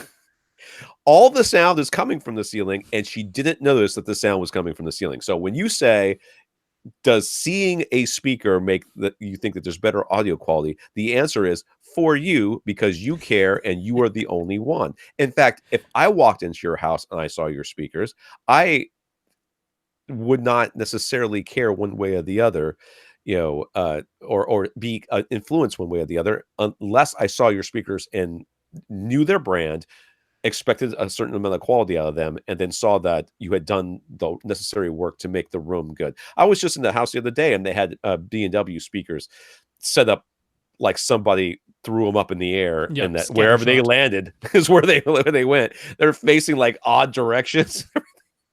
The front two speakers, like they were both towed to one side. So nice. It's like, what is going on in here? And so I'm like, okay, so no. I don't think that. We already said on wall. Does he want specific models? I guess you can probably figure out what model. Well, I mean, the Golden Ear Supersats. I like the Supersats. I mean, my one thing about them has always been, they've got that characteristic Golden Ear sound. But if you already know that you like that, I've got no reason to steer your way of that, which answers the next question. Yeah. All right. Are there other slim, attractive-looking speakers you ought to be considering? I actually think yes, and there's lots of them out there. This is what I think people do, and by people I am including myself. We find something we like, and I am famous for doing this at restaurants. I find a dish I like at a restaurant, and I will order nothing else, because I'm afraid that if I get something else, I will. I'm afraid I won't like it as much as the thing I normally get, which is normally the case, and I'm also afraid I'm gonna like it better than what I normally like, because I know, because then I won't ever order the thing that I really like right now, and then I won't have that anymore, because I'll be ordering this thing I'll like even more, which sounds stupid, but that's exactly the case. I mean, that's my thought process. I think a lot of people, when they say to me, I like the sound of, I own these speakers and I like the sound of the speakers, what they're really saying is, I don't want to find anything better because I don't want to have to get rid of my current speakers and then get something Might else. not be the case, though. He might have done a lot of auditioning and landed Could on be. these. So Could be. So I think that this is an opportunity for you to get a different speaker and a different brand of speaker, a type of speaker, and have a different sound in your house than the sound that is downstairs. This is going to be a non-optimal location, it is, yeah. and You're going to want some acoustic treatments in here, which is getting to the last question. But yeah. I mean, I land on the other side of this. I'm like, if you know that you like the golden ears, I like the super sats, so I wouldn't steer you away from them. I'm like, that's a good choice. There's KEF speakers you could be looking at. There's There are. RBH speakers you could be looking at. Tons There's of Revel. RBH. There's Revels that you could be looking at. There's lots. So you do you, man. If he goes with the on-wall SuperSat center, he can mount it essentially at ear height. Another option would be to go for the regular center speaker sitting on a shelf, but since the regular center is larger, it would have to be below ear height. The on-wall center doesn't play as low, and would need a 100 to 120 hertz crossover. So which is better? Higher crossover, but positioned at ear height, 80 hertz crossover, but not at ear height. No, I mean, it's on the floor, and even if it's on the floor, I don't care. I don't think it really matters. I mean, no, I mean the 100 or 120 hertz crossover, that no problem. It's really not an issue. The question you should be asking is, can it play loud enough right to hit something near reference E volume at where I'm sitting? That's the only question that really matters in this case, because they are, as far as tonally match with the other speakers, that should be fine. And the only thing I would be worried about is when it can get loud enough. And if the smaller one can't get loud enough, then get the bigger one. But if the SuperSat left and rights are going to be okay, that the center is the exact same size, there's the smaller model and the larger model, and I'm thinking in this room you're definitely going to want the larger model for all of those positions. But I mean, I think, yeah, just looks wise and all that, I would go for the SuperSat center because I'm not worried about the crossover at all. Yeah. If he goes with a SuperSat on walls, they will definitely need a subwoofer or subwoofers to help fill in the low end. He'll have a dedicated media room for a fully pressurized lower than 20 hertz experience. So aesthetics and a good blend are more important in this family room than reference volume output levels of the deepest possible extension. What would we recommend? I mean, there's lots of inexpensive subs that we can look at, smaller subs that would be cheaper that we could be looking at. The RSL Speedwoofer is RSL small. Speedwoofer 10S would be like the entry, It's a nice little $400 10-inch sub. I mean, if you want a small footprint but don't mind a little bit taller, any of the cylinder subs from SVS. Yep, cylinders would be a good choice here. I mean, you don't want the other one is, I mean, if it's just got to be a small compact box, maybe even in a white finish, depending on what the rest of your decor is. Right. SVS now offers the SB2000 in a white finish. There you go. Which is a new offering that they have, is an SB2000 in a white finish. So, SB2000s. I mean, this room size, you probably won't be hitting full reference volume with them, but that's fine. You're aware of that. PC2000s if you want the most output with a nice small footprint, but the cylinder design. And if you just has to be cheaper than the RSL Speedwoofer. Yeah. So, any other considerations or suggestions we would have for this type of family room? It's tiled, so I would get, or hardwood, whatever that is. So I would rug with a pad that's as thick as you can manage. And absorption anywhere you can put it, because I guarantee this room echoes when it's empty, and even with some furniture, it's probably still going to echo. Yeah. So room treatments are your big thing. Yeah. I mean, honestly, I would not be looking at dual subs in this room. I mean, it's just going to be too open and too hard to manage. A single sub placed, hopefully close-ish to where you're sitting, so that you get some of that tactileness out of it. Although maybe he ends up with like a sub on either side of his couch, almost like that would be tables okay. or something. That would be okay. But room treatments and absorption is going to be the. And in this case, we're not worrying about reflection points. We're just like literally anywhere you can put absorption in here, because I swear it echoes. Yeah. Infinite Gary. Last week we said how we vehemently disagree with SVS about recommending having two subs on the front wall. Gary's sure we'd agree they've got smart people leading the way over SVS. So what's their reasoning for making that placement? Sometimes it's just easier to agree with idiots than it is. Oh, come on. Don't use that word. No. God. Uninformed. Uninformed people. Basically, a lot of people want to see that. That's what they want to see. A lot of people want it. I mean, they post oodles of pictures on all their social media where they're like, I got on top dual of subs, that, and here they are both at the front. Just from the perspective of somebody who's trying to take a picture of two subs in a room, having them both up at the front, you can show two subs in a room. Looks all symmetrical. It's very hard to take two subs that are on opposite corners or opposite walls and say that you've got two subs in this room. It's very hard to show that in a picture. So there's that goes along with it too. But I will say, over in SVS's own Why Go Duals article, they have changed the order, right? So they're saying, here's Why Go Duals, and then they're like, where to place them. And previously, they had it in order, and it was never a ranking, but it sort of read that way because it was numbered from 1 through 3 or 4 or whatever it is. And now they have changed that. I mean, this was a while ago that they did, but they've changed it to our recommendations of diagonally opposite corners or the midpoints of opposing walls. Those come first. And then if you can't do those, then okay, maybe the front two corners or, in between your tower and your center on either, flanking your center speaker. That's it's very hard for me to believe that people haven't heard. I mean, it's anybody who's looking at dual subs, I have a hard time believing that they haven't at least come across this placement idea. Which, it is kind of interesting because SVS, if you ask them about dual subs, they will send you those Harman white papers like lickety split. Right. So they're right on that too, which very clearly on those Harman white papers, they're like, yeah, the midpoints of opposing walls, that's where you start. But I mean, where we want you from a company standpoint, or like we AVRant, it disagrees with that placement, but they have a lot of customers that want to have that placement or and are have planning reported to have back how happy they are with it. So who are they to alienate those customers when they're paying customers? So, it's easier for them and smarter business wise for them to say this is an okay placement, even if they have now ranked it last, in their thing. And even if they don't, when you're talking to them, even if they don't suggest it, they suggest other things first. It's on their website in print. It makes more sense for them marketing wise to make sure that they have that on there. And we still say, if that's your last resort, at least, and this is the thing, the SVS can now tout, hey, we have fully variable phase on every model of subwoofer we sell. We don't have a single model that only has a polarity switch or doesn't have fully variable phase. All of ours do, so you can use that if they're both placed up front. And we agree with that. So, that's that.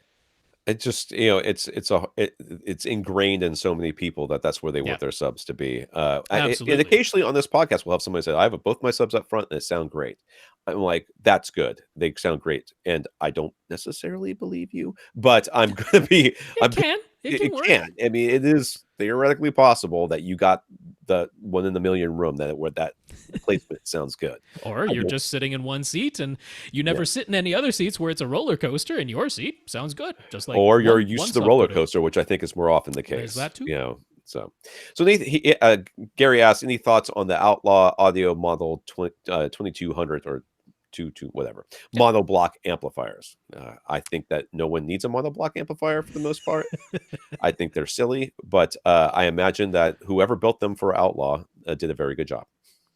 Yeah, they don't have the spectacular signal to noise ratio that I might hope for. I mean, if I'm going monoblock, the whole idea is you're isolating everything, right? That's why else would you get a monoblock but to isolate everything? If you're going to isolate everything so that there's no chance of crosstalk now with a monoblock amplifier, I also want a killer signal to noise ratio and a zero noise floor, and they don't quite have that. Now, any monoblocks that do tend to cost more. These are $400 a piece. They got this big pancake-style toroidal transformer, so that's very flat, so that they're not very tall. So you can stack them up, and they low heat and all the rest of it. Were they Class D? No, they're not. Class A, B. Class D. Yeah. So, I mean, I think they're solid as all get out. The signal noise ratio on the noise floor is not bad by any means. It is good. It's just, I'm almost like, if I'm going to do this, I want it to be stellar, and they don't quite reach that level. So I'm a little bit less than completely gung-ho. But if someone got it, I'd be like, oh, yeah, that's a perfectly These aren't new, solid are they? amp. Oh, no, these have been around for ages. I was going to say, I think I remember looking at these like Yeah. 15 years ago. Oh, yeah, these have been around for ages. Yeah. Yeah, it's a completely solid amp with lots of power, oodles of power. Yeah. Drive anything.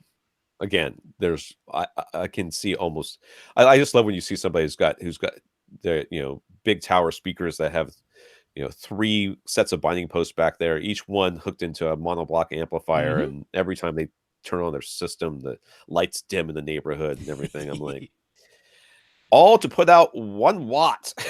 Most of the time. Most of the time. Patricio is looking to upgrade to a 5.1.4 Atmos configuration, but he noticed an inconsistency when looking at Dolby's own speaker layout diagrams. Really? Shocking. In the overhead view, the top rear speakers appear to be behind the surround speakers, but in the side view, the top rears appear to be in front of the surrounds, and surrounds appear to be quite far behind the seats. So I'm looking at this. He is correct. There is no question that when you look at these two different diagrams, in the overhead, the top rears are behind the surrounds, and in the side view, the surrounds are behind the top rears. Yeah, somebody know what they were doing there. Well, there's an explanation of how that ended up happening. In this setup, due to the way his room is configured, he cannot place his surrounds at their recommended 110 to 120 degree angle. He could put them basically straight to either side, 90 degrees, or farther behind him, probably closer to 140 degrees, which would be better. The Dolby diagrams have only confused him. I would put them directly to my side rather than the 140 behind me.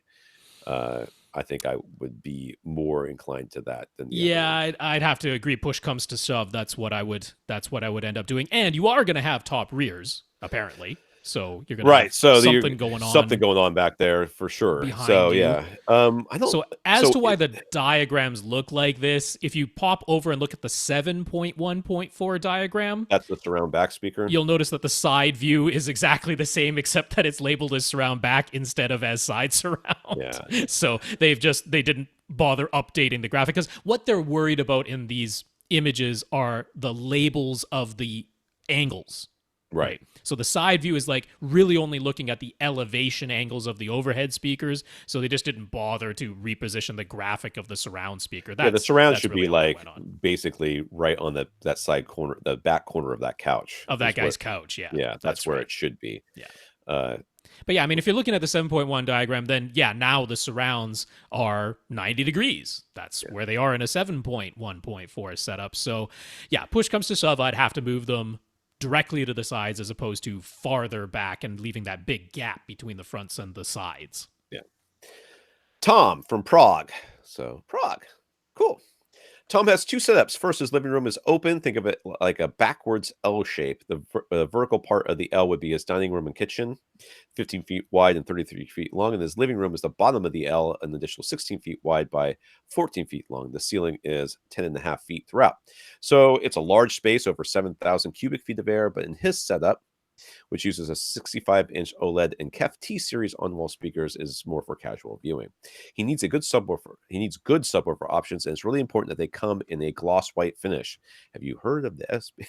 That's how I knew this was coming up, yeah. Because I just heard of it, and that's the first thing that came in my mind. Right. He could fit the sub the size of a PB1000 in his rear left corner. He could potentially put a second sub on the other side of his couch as well. Would that suffice? I mean, if that's what you can do, that's what you can do.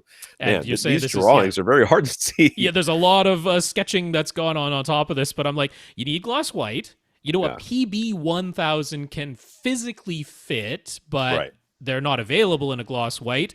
Now, it would cost a little bit more, but SB2000s, the footprint is smaller than a PB1000. The output is similar.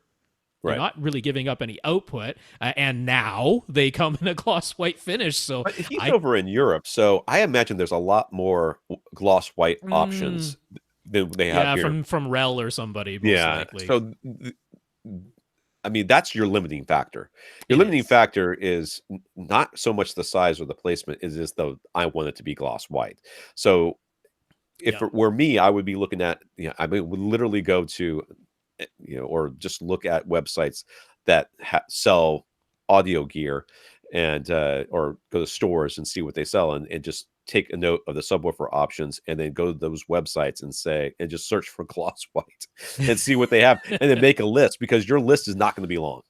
It's just not. No, it won't be long. So, But and then from there, we know he's already familiar and considering SVS, and we know they have an option that fits this pretty darn nicely. So I know, just understand that we're coming from a place of ignorance, because we don't have, we don't know exactly what other options are out there. Yes, the option that we've given you will work.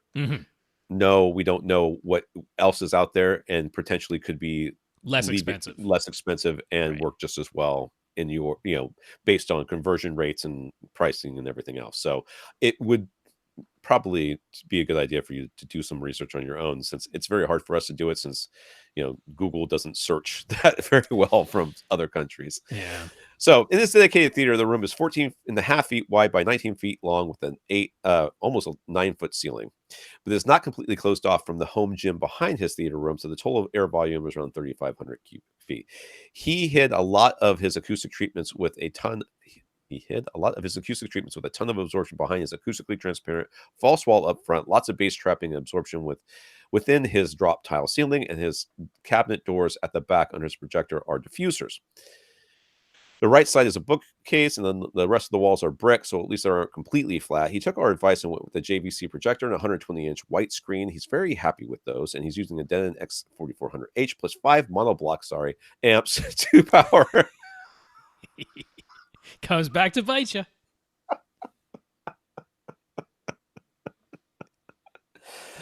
Damn it, Rob. You set me up for this one. Not even on purpose. It was first in, first out, but they lined up just nicely if you're listening in order. No one needs one except for you, dude. You totally needed it. He's using a Denon X4400H plus 5 monoblock amps to power an 11-speaker setup, all B&W speakers. B&W are harder to drive, but I don't know they necessarily need monoblocks, but here we are. Man, this picture. Yeah, I mean, that's just to get a rough idea of the total layout. You've got a couch sort of in the center there, blue marked couch, and then the screen is over to the left. Yeah. There's the sink at the back, and then on the other side of the sink, which, it actually is a physical wall in this room, but then it's open down a little hallway and that. So he's got a home gym on the other side of that, is what's going on at the back there. Okay. So, and then it looks like there's a, like a, what do you call those? Bay windows? It's like a bay window on the left there. Yeah, over to the left. Yeah, he's got a bay window that's actually on the left-hand side there. You can't really see it in the photos, but it just bulges out to the left of his front left speaker there. And when we see, I mean, like looking at the drawings that he's given us, there's so many scribbles on it. So much stuff marked up on this. But when you see the actual pictures, it's hardwood floor, it's brick on the left wall, it's bookshelves on the right. There's a full wall behind them with a walkway. If you were sitting on the couch, it'd be behind you and to the right, which leads back to a small hallway down there. And then he's got a little home gym that's open up behind that, but he's got a door that closes off the hallway to the rest. Yeah. And then to his left, just behind his seat, is the exterior door to go outside. Right. And he's got a whole bunch of gear and everything else. He's still in need of subs, he says, but he has space constraints. Either a PC 2000 or a PB 2000 could fit up front, but either option would need to be lying on its side. Would a 2000 series sub be able to pressurize the space? Yeah, so we're around 3,500 cubic feet. So the answer would be yes. Yeah, 2000 series can handle that. I mean, I'm just trying to look around this room to see where else a second sub could go. Because I mean, well, we just talked about it, but both of them up front could work. I mean, and by the way, placing either a cylinder or the PB 2000 on its side is no problem. Yeah, those are absolutely fine to place it on its side. And I would go ported in here, because you're talking about how upstairs you can't pressurize, down here you would like to, and you can, and a 2000 series can get you there. So putting on its side, no problem. 2000 series is the right choice. Ported is the right choice. But yeah, I mean, this is basically his second question. Where does the second sub go? Because he's good with one up front, but where does the second one go? And that is a challenge, because the back of the room, definitely you've got a sink, so you can't just put it there. You can't block the hallway. You can't block the the entry door, the exterior door. Directly to the left of the couch, if you no longer want to walk around that way as an option. This is going to sound stupid, and I know this is going to sound stupid, but how strong is that whatever it is above that sink? Okay. You're Because thinking literally on the countertop? no, above the sink. There's up that, where his projector is up there? yes. The cabinets?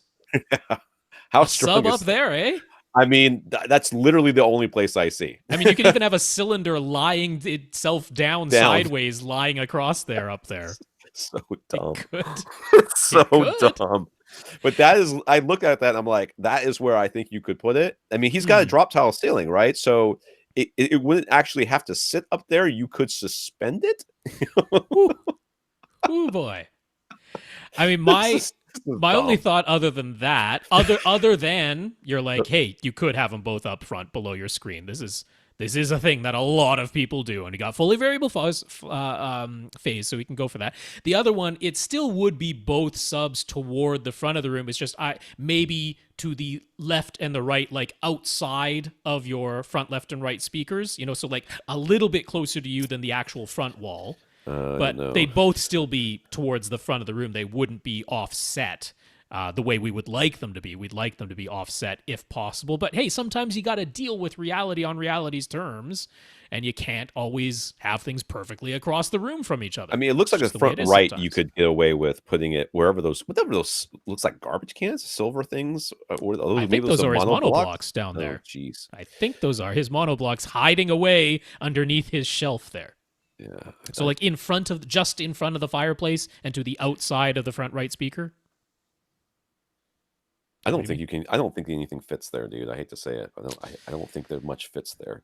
I mean, I honestly, as much as we just were talking about this in the previous question, I end up leaning towards you're just going to have them both at the front of the room. I lean towards having only a single sub in this setup because I wouldn't do that. 2 is still better than 1. I don't necessarily. And he has a small seating area. So, you're going to have to do some trial and error with the phase knob, but I'm leaning that way. You're going to end up with them both up front. But up there with your projector.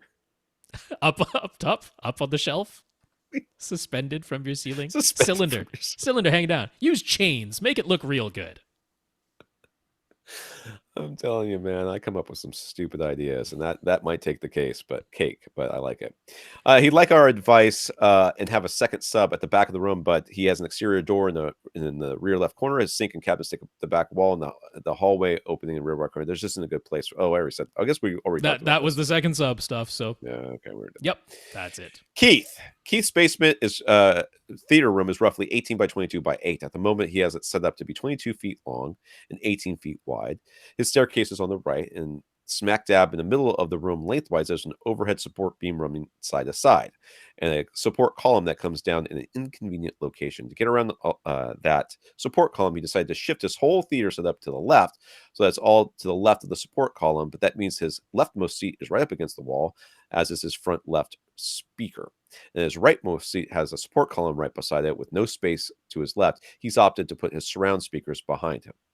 He'd like to upgrade to Atmos. He spoke to a couple installers, and they said if he keeps his existing orientation, the support beam running side to side is no big deal. It's basically right above his seat, so top front and top rear speakers will go in front and behind the support beam. But a friend...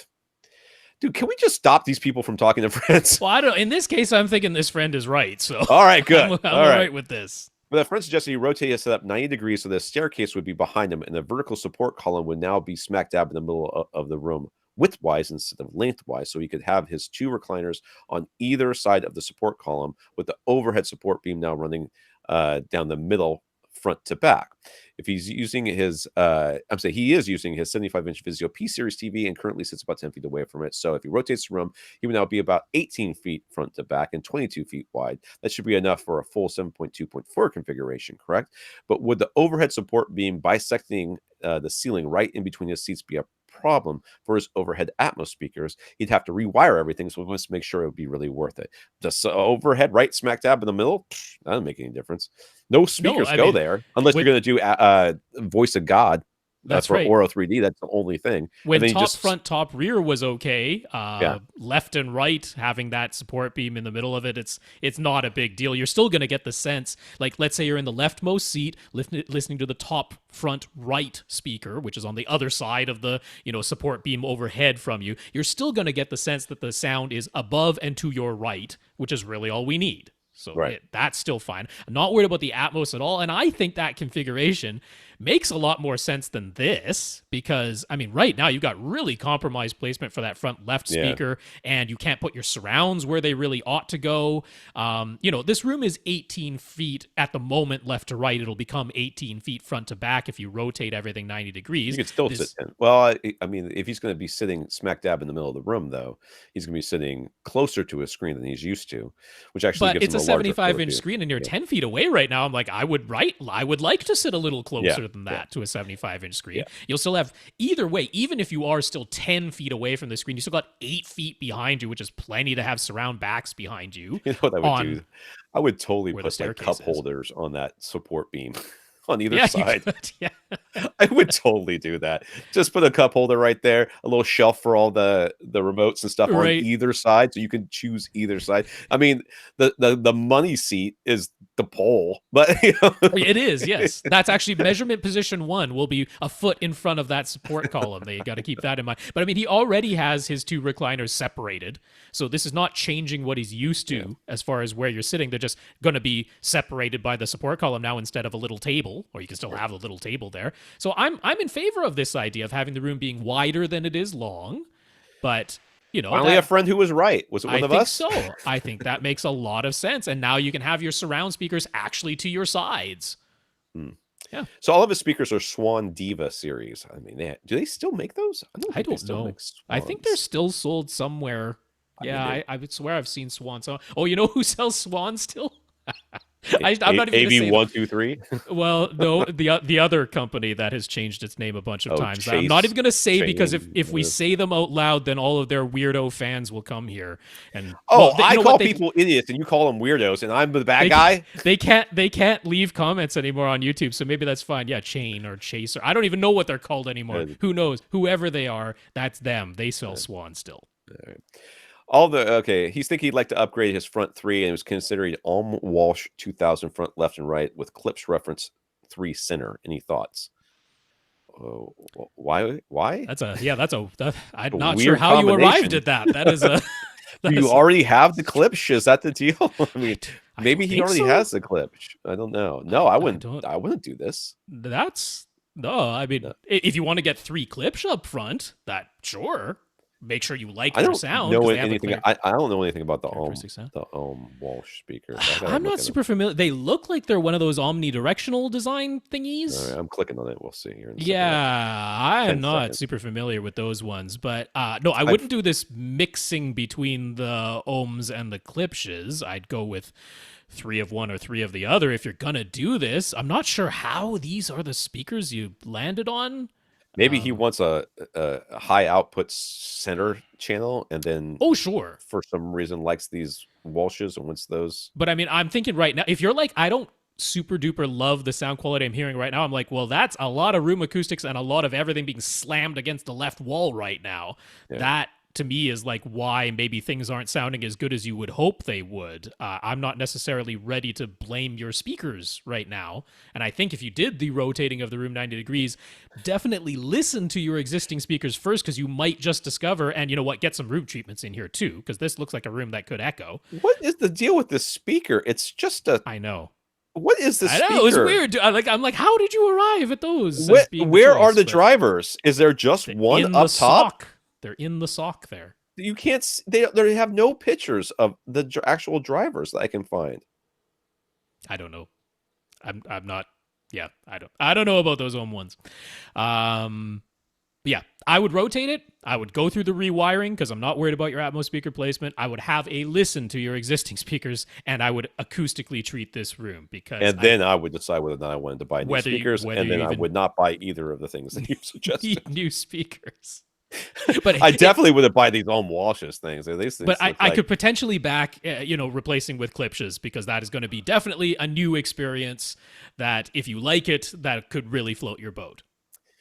Yeah, and okay, so we've I don't think I've heard the ohms before. I think that I've heard speakers like them, the Hmm. omnidirectional coming out of all the sides and stuff. Yeah, And like Mirage used to be like that. yeah, and I've never been super impressed with that design. But if there's some reason why you really like them, I would still highly recommend that you get your room set up first and Yes. then bring them in and see how they sound in Yeah, your right. room. Yeah. Because these are going to be highly affected by the room they're in. This. Highly affected. Yeah. So don't just trust that you heard them once at a dealer and they But sounded great. regardless, I wouldn't be pairing him up with a Klipsch Reference 3 center. That's I 100. wouldn't do He's that. probably going with the Klipsch reference because I mean I don't know why he landed on Klipsch, but I don't think all makes a center channel. So there's not Right. that's Well, why they he said has to how get they it done. can modify it into being a center, so that sounds like a How thing. lying it on the They side? I make it guess they make it shorter and fatter, I guess. whatever. It's stupid. Chris wants to improve the acoustics of his bedroom setup. This is set up where, because Chris is visually impaired, he has a TV right beside his bed with the center directly below the TV and exceedingly close to where his head goes on the pillow. His front right speaker smooshed into the corner just above where he lays his head, and his front left speaker down by his feet. This is the one where I said I thought you should get headphones, I think. Yeah. But his right corner houses a dresser with his surround right speaker on its top, and his rear left corner is where the door is located. Okay. He is using a Bic F12 sub that's on the floor just to the left of the TV stand, even though he only has one listening location and one sub. He's finding the bass response uneven. Well, that's You got welcome to Acoustics. yeah. And he's wondering if little room all smushed together, so he's wondering if acoustic treatments could help. He wants to keep the price very low, under $100 total if possible, and he formed a plan based on using foam treatments sold on Amazon with a couple of 24 packs of square acoustic foam wedges placed in the corners that reflection points to improve his listening experience. Do we have an alternate suggestion that won't cost more money? No. Do not buy the foam. Don't buy the foam. We mentioned in a previous question, the foam is really not very effective, full stop. So since you are so close to the sub, can you just reach down? It probably doesn't have a variable phase knob, does it? Not on the Bic, and not a fully variable phase knob. No. So acoustically, as far as acoustic treatments to treat this bass in this room, there is nothing that you can do.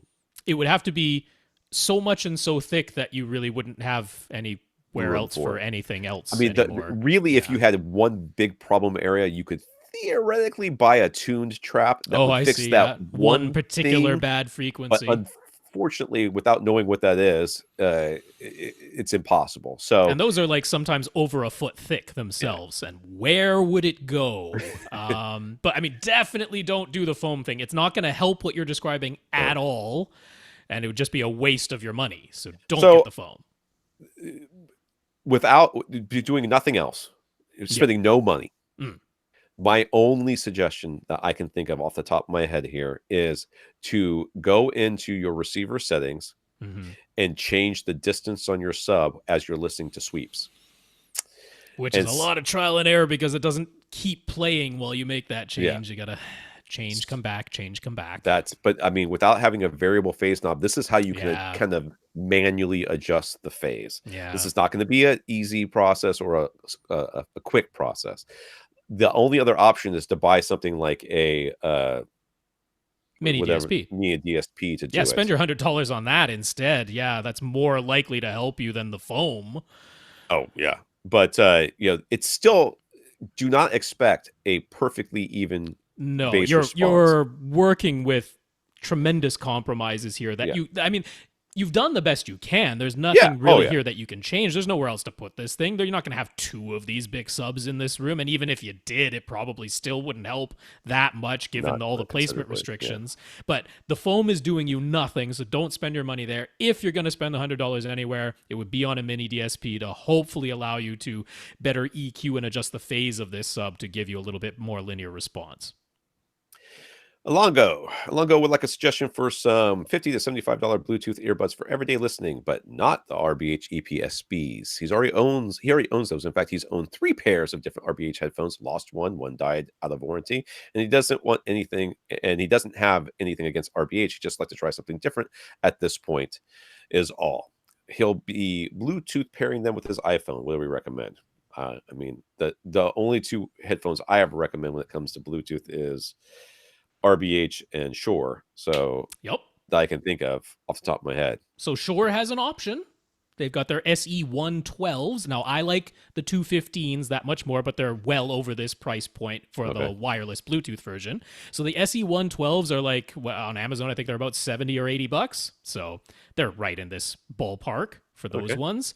So I could definitely say give those a try. Also, RHA. Kind of funny because we're RBH, but this is RHA.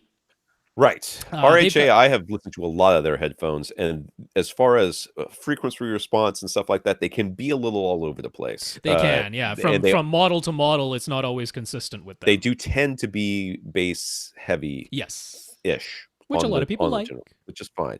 But I use their headphones. I have a pair of their headphones that I use in the regular, and they are very bass heavy, the ones I have.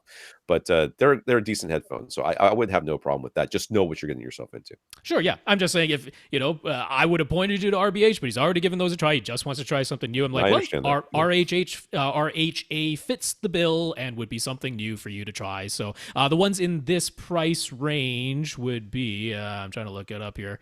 I can't find it off the top of my head here, but yeah, you can look at their lineup. It'll be MA320s, I think. All right. Something like that.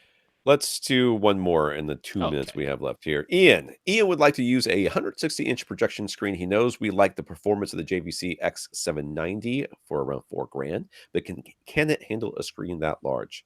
The Epson 5040 UB is now down to $2,000, and it claims a higher lumen output than the JVC. What would we recommend?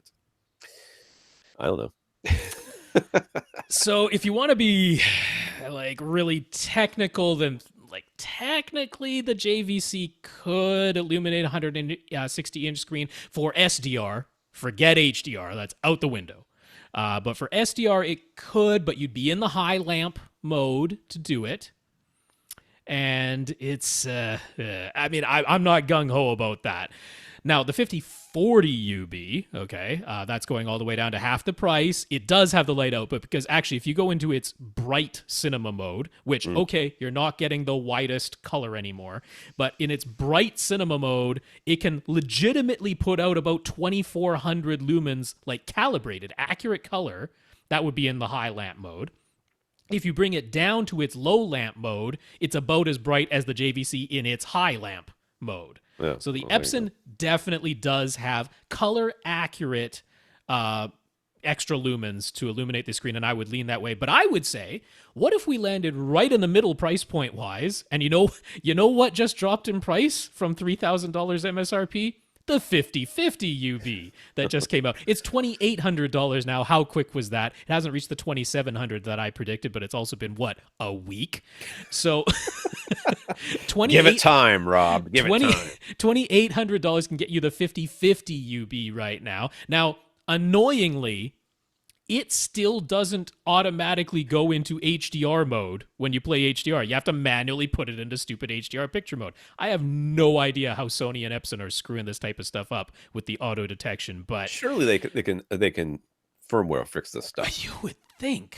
But the 5040 UB has been out for ages and they never did. But at least the 5050 UB gets you the full 18 gigabits per second HDMI inputs. It's still got the light output superiority over the JVC, and the price is definitely lower. It's not half the price, but it's $2,800 versus about $3,800, so it's still $1,000 less. But mainly it's the light output, and I would recommend the 5050 UB to you for a 160-inch screen. That's fine. All right, so what do we got left? All right, so Anaheim Josh is back. Guess who? Bobby is also back. We haven't talked to Bobby in a while, but he is back. Adam G, Mark S, and that is it for our list. We will answer all of you gentlemen next week. I'll have to scroll down and see if Josh is mad at me or not, because he is. Oh, should I spoil it? Go ahead, spoil it. Okay. He is not. He and his wife got a kick out of it, so they're all good with us. Good. Yeah, good. I just couldn't help myself, man. I'm sorry. Sometimes I'm like a dog with a bone. You put something, you dangle that low hanging fruit. I'm just gonna have to take a swing at it. All right, so let's take our listeners of the week. When I think Yanya? What, I'm saying it wrong? Yanya? Okay, so what? His name. We've said it a bunch of times. Dude, you all understand. There's a climber named Jayan Kim. She's a climber, and she spells her name Jain. That's how they spell her name. So I look at that and I say Jayan. No matter what, that's what I say because I've been looking at that name for 6 years now, watching this girl climb, and it's messing with me. This is Janin. Thank you. Yes. Jesus. Jaden, Patricio, Terry, and Thomas for their donations their PayPal donations. Thank you, gentlemen. Yes, Jaden, Patricio, Terry, and Thomas. Thank you very much for donating to us on PayPal. We appreciate that. We want to thank our 81 patrons over at patreon.com, including Alongo, who increased his monthly contribution. Yeah, that's right. He let us know about it. So thank you, Alongo, for doing that. That's patreon.com/AVRant Podcast if you'd like to sign up for an automatic monthly donation. And thanks very much to our 80 other patrons over there as well. And thank you, Dan, for the Amazon gift cards, which currently Rob is hoarding. Yes. I'm holding him hostage over here in Canada land. Ooh, you know how passive aggressive they are over there. It's going to make me be nice to somebody until you know what? You guys, these were $25 Amazon.ca gift cards, and you guys are each getting $20. I'm losing on the exchange rate. That's how that works. All right. And we want to thank Miguel and Tom for talking us up to Parts Express and AV Science, respectively. Yes, Dan, thank you for those gift cards. Miguel, thanks for talking us up to Parts Express. Congrats on that SPL meter purchase. And Tom, thanks for talking us up to AV Science. And huge congrats on your RS540 purchase. Very, very nice. For AV Rant, I'm Tom Andry. And I'm Rob H. Now go out and listen to something.